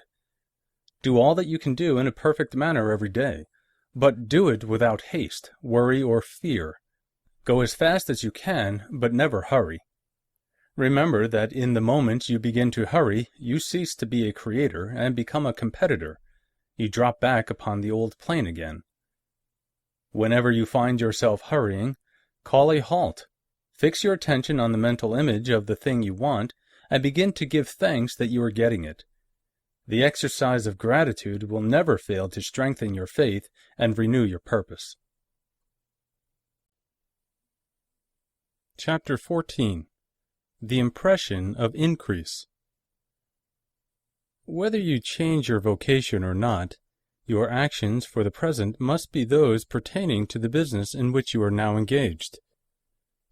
You can get into the business you want by making constructive use of the business you are already established in, by doing your daily work in a certain way. And in so far as your business consists in dealing with other men, whether personally or by letter, the key thought of all your efforts must be to convey to their minds the impression of increase. Increase is what all men and all women are seeking. It is the urge of the formless intelligence within them, seeking fuller expression. The desire for increase is inherent in all nature. It is the fundamental impulse of the universe. All human activities are based on the desire for increase. People are seeking more food, more clothes, better shelter, more luxury, more beauty, more knowledge, more pleasure, increase in something, more life. Every living thing is under this necessity for continuous advancement. Where increase of life ceases, dissolution and death set in at once. Man instinctively knows this, and hence he is forever seeking more. This law of perpetual increase is set forth by Jesus in the parable of the talents. Only those who gain more retain any. From him who hath not shall be taken away even that which he hath.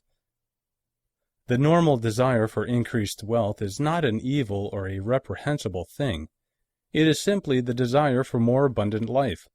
It is aspiration. And because it is the deepest instinct of their natures, all men and women are attracted to him who can give them more of the means of life. In following the certain way as described in the foregoing pages, you are getting continuous increase for yourself, and you are giving it to all with whom you deal. You are a creative center from which increase is given off to all. Be sure of this, and convey assurance of the fact to every man, woman, and child with whom you come in contact. No matter how small the transaction, even if it be only the selling of a stick of candy to a little child, put it into the thought of increase, and make sure that the customer is impressed with the thought.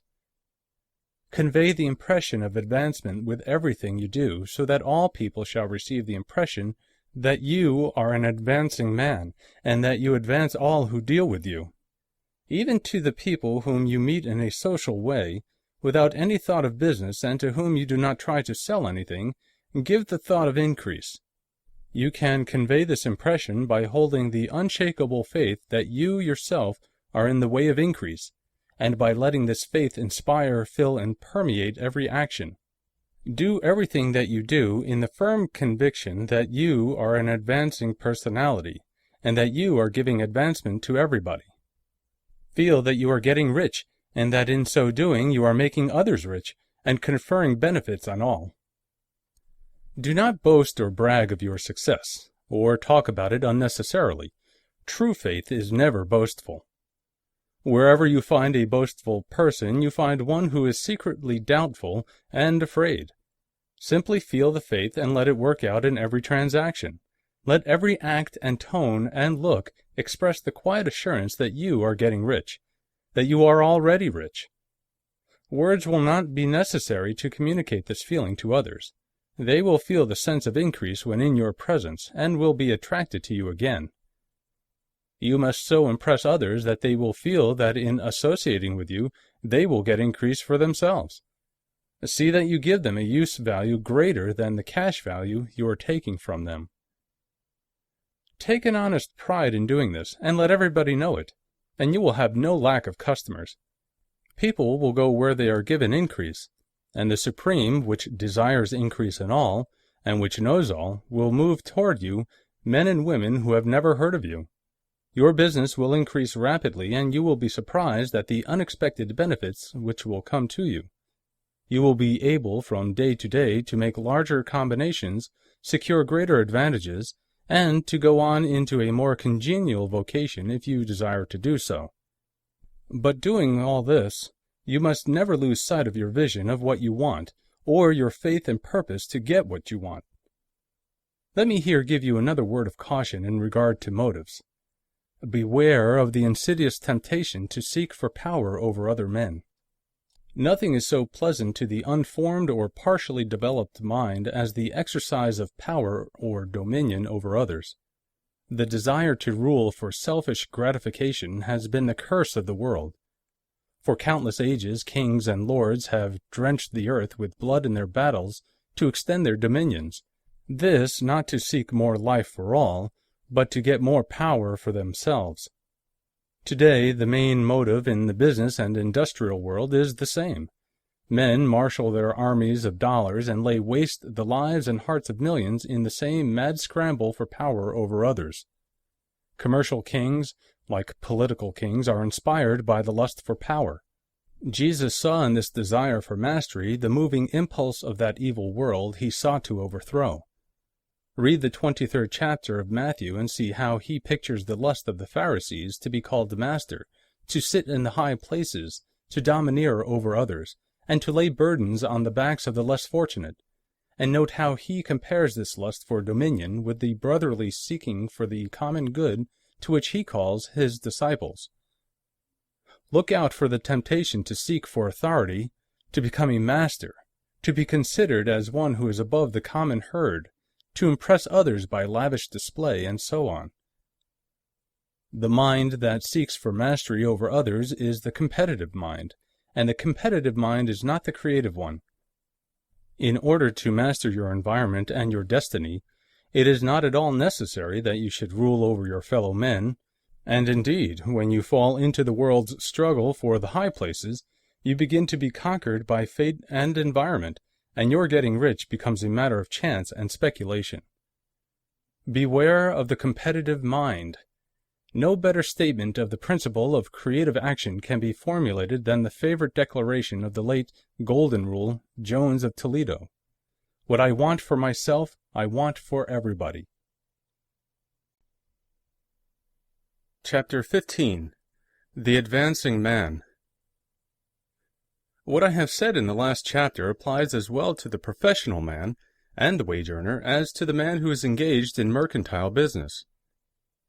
No matter whether you are a physician, a teacher, or a clergyman, if you can give increase of life to others and make them sensible of the fact, they will be attracted to you and you will get rich.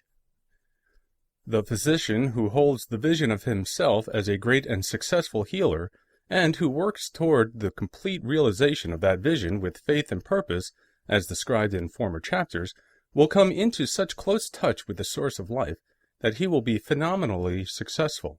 Patients will come to him in throngs. No one has a greater opportunity to carry into effect the teaching of this book than the practitioner of medicine.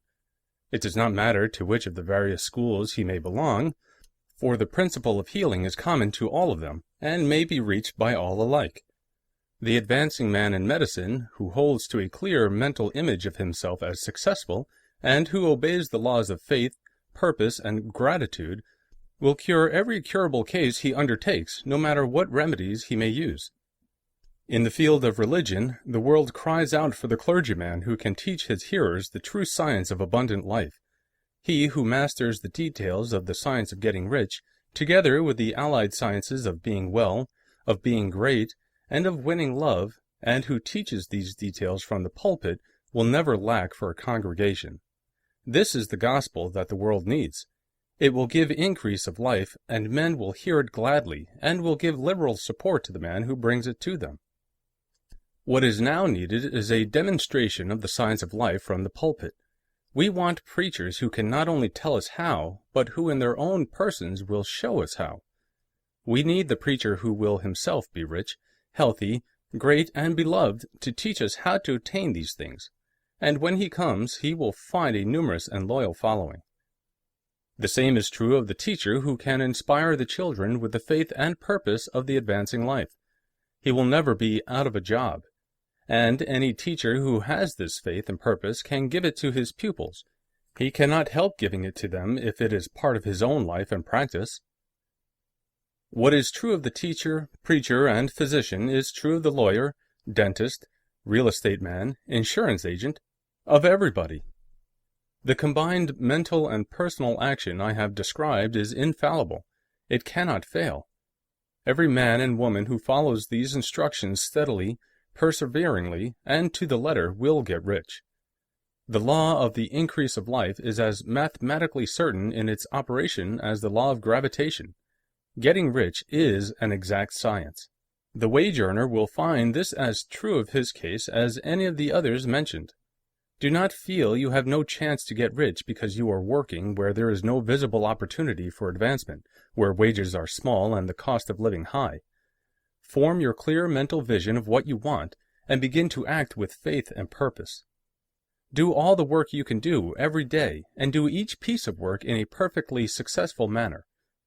Put the power of success and the purpose to get rich into everything that you do. But do not do this merely with the idea of currying favor with your employer, in the hope that he or those above you will see your good work and advance you. It is not likely that they will do so. The man who is merely a good workman, filling his place to the very best of his ability, and satisfied with that, is valuable to his employer, and it is not to the employer's interest to promote him. He is worth more where he is. To secure advancement, something more is necessary than to be too large for your place. The man who is certain to advance is the one who is too big for his place, and who has a clear concept of what he wants to be, who knows that he can become what he wants to be, and who is determined to be what he wants to be. Do not try to more than fill your present place with a view of pleasing your employer. Do it with the idea of advancing yourself. Hold the faith and purpose of increase during work hours, after work hours, and before work hours. Hold it in such a way that every person who comes in contact with you, whether foreman, fellow workman, or social acquaintance, will feel the power of purpose radiating from you, so that everyone will get the sense of advancement and increase from you. Men will be attracted to you, and if there is no possibility for advancement in your present job, you will very soon see an opportunity to take another job. There is a power which never fails to present opportunity to the advancing man who is moving in obedience to law.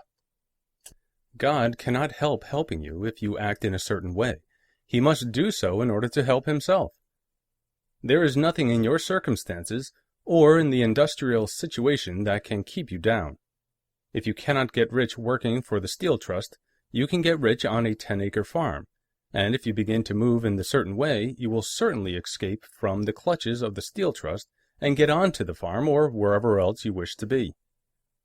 If a few thousands of its employees would enter upon the certain way, the Steel Trust would soon be in a bad plight. It would have to give its working men more opportunity or go out of business.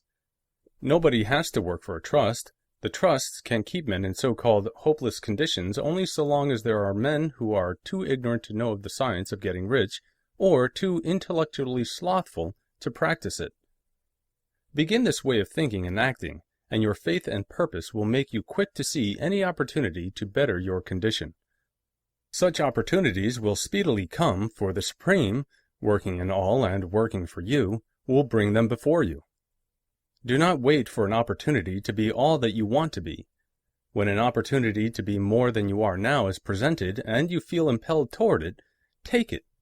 It will be the first step toward a greater opportunity. There is no such thing possible in the universe as a lack of opportunities for the man who is living the advancing life. It is inherent in the constitution of the cosmos that all things shall be for him and work together for his good, and he must certainly get rich if he acts and thinks in a certain way. So let wage-earning men and women study this book with great care, and enter with confidence upon the course of action it prescribes. It will not fail.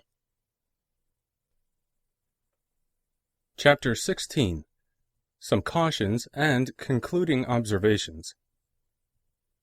Many people will scoff at the idea that there is an exact science of getting rich.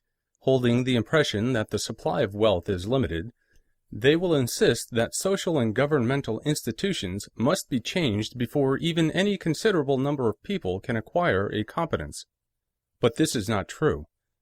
It is true that existing governments keep the masses in poverty, but this is because the masses do not think and act in the certain way. If the masses begin to move forward as suggested in this book, neither government nor industrial systems can check them. All systems must be modified to accommodate the forward movement. If the people have the advancing mind, have the faith that they can become rich, and move forward with the fixed purpose to become rich, nothing can possibly keep them in poverty. Individuals may enter upon the certain way at any time and under any government, and make themselves rich. And when any considerable number of individuals do so under any government, they will cause the system to be so modified as to open the way for others. The more men who get rich on the competitive plane, the worse for others. The more who get rich on the creative plane, the better for others. The economic salvation of the masses can only be accomplished by getting a large number of people to practice the scientific method set down in this book and become rich. These will show others the way and inspire them with a desire for real life, with the faith that it can be attained, and with the purpose to attain it. For the present, however, it is enough to know that neither the government under which you live nor the capitalistic or competitive system of industry can keep you from getting rich. When you enter upon the creative plane of thought, you will rise above all these things and become a citizen of another kingdom. But remember that your thought must be held upon the creative plane. You are never for an instant to be betrayed into regarding the supply as limited, or into acting on the moral level of competition. Whenever you do fall into odd ways of thought, correct yourself instantly, for when you are in the competitive mind, you have lost the cooperation of the mind of the whole. Do not spend any time in planning as to how you will meet possible emergencies in the future, except as the necessary policies may affect your actions today. You are concerned with doing today's work in a perfectly successful manner, and not with emergencies which may arise tomorrow. You can attend to them as they come. Do not concern yourself with questions as to how you shall surmount obstacles which may loom upon your business horizon, unless you can see plainly that your course must be altered today in order to avoid them. No matter how tremendous an obstruction may appear at a distance, you will find that if you go on in the certain way, it will disappear as you approach it, or that a way over, through, or around it will appear. No possible combination of circumstances can defeat a man or woman who is proceeding to get rich along strictly scientific lines.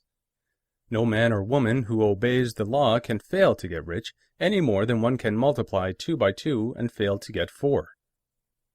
Give no anxious thought to possible disasters, obstacles, panics, or unfavorable combinations of circumstances.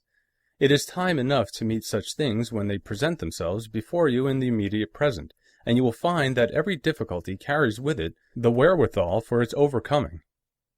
Guard your speech. Never speak of yourself, your affairs, or of anything else in a discouraged or discouraging way. Never admit the possibility of failure, or speak in a way that infers failure as a possibility. Never speak of the times as being hard, or of business conditions as being doubtful. Times may be hard and business doubtful for those who are on the competitive plane, but they can never be so for you. You can create what you want, and you are above fear. When others are having hard times and poor business, you will find your greatest opportunities. Train yourself to think of and to look upon the world as a something which is becoming, which is growing, and to regard seeming evil as being only that which is undeveloped. Always speak in terms of advancement. To do otherwise is to deny your faith, and to deny your faith is to lose it. Never allow yourself to feel disappointed. You may expect to have a certain thing at a certain time, and not get it at that time, and this will appear to you like failure. But if you hold to your faith, you will find that the failure is only apparent. Go on in the certain way, and if you do not receive that thing, you will receive something so much better that you will see that the seeming failure was really a great success. A student of this science had set his mind on making a certain business combination which seemed to him at the time to be very desirable, and he worked for some weeks to bring it about. When the crucial time came, the thing failed in a perfectly inexplicable way. It was as if some unseen influence had been working secretly against him. He was not disappointed. On the contrary, he thanked God that his desire had been overruled, and went steadily on with a grateful mind. In a few weeks an opportunity so much better came his way that he would not have made the first deal on any account, and he saw that a mind which knew more than he knew had prevented him from losing the greater good by entangling himself with the lesser.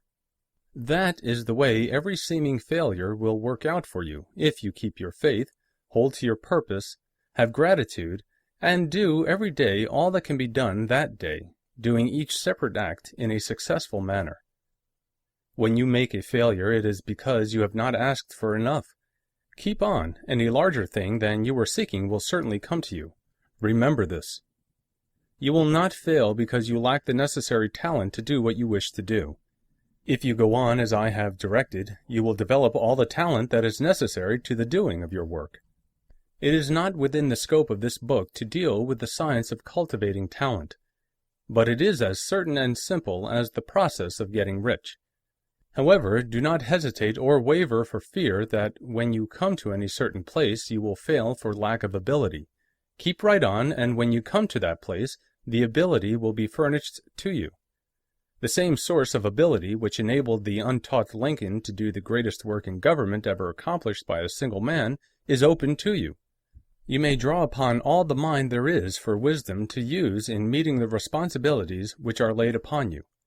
Go on in full faith. Study this book. Make it your constant companion until you have mastered all the ideas contained in it. While you are getting firmly established in this faith, you will do well to give up most recreations and pleasure, and to stay away from places where ideas conflicting with these are advanced in lectures or sermons. Do not read pessimistic or conflicting literature, or get into arguments upon the matter. Do very little reading outside the writers mentioned in the preface. Spend most of your leisure time in contemplating your vision, and in cultivating gratitude, and in reading this book. It contains all you need to know of the science of getting rich, and you will find all the essentials summed up in the following chapter. Chapter 17. Summary of the Science of Getting Rich. There is a thinking stuff from which all things are made, and which in its original state permeates, penetrates, and fills the interspaces of the universe. A thought in this substance produces the thing that is imaged by the thought.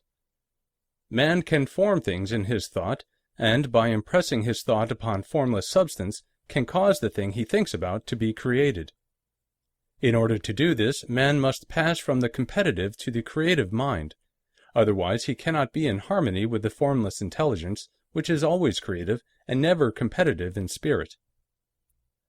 Man may come into full harmony with the formless substance by entertaining a lively and sincere gratitude for the blessings it bestows upon him. Gratitude unifies the mind of man with the intelligence of substance, so that man's thoughts are received by the formless. Man can remain upon the creative plane only by uniting himself with the formless intelligence through a deep and continuous feeling of gratitude.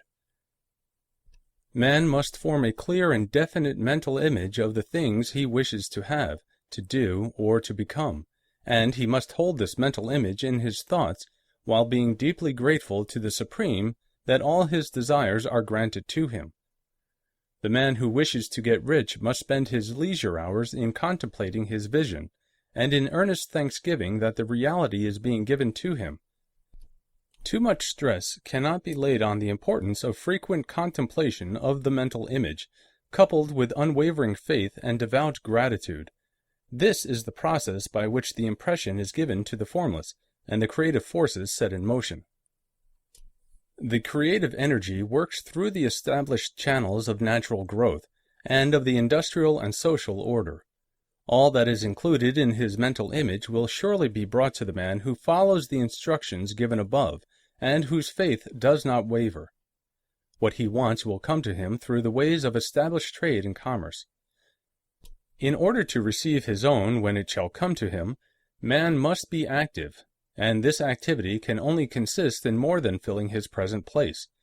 He must keep in mind the purpose to get rich through the realization of his mental image. And he must do every day all that can be done that day, taking care to do each act in a successful manner. He must give to every man a use value in excess of the cash value he receives, so that each transaction makes for more life. And he must so hold the advancing thought that the impression of increase will be communicated to all with whom he comes in contact. The men and women who practice the foregoing instructions will certainly get rich, and the riches they receive will be in exact proportion to the definiteness of their vision, the fixity of their purpose, and the steadiness of their faith, and the depth of their gratitude. The End.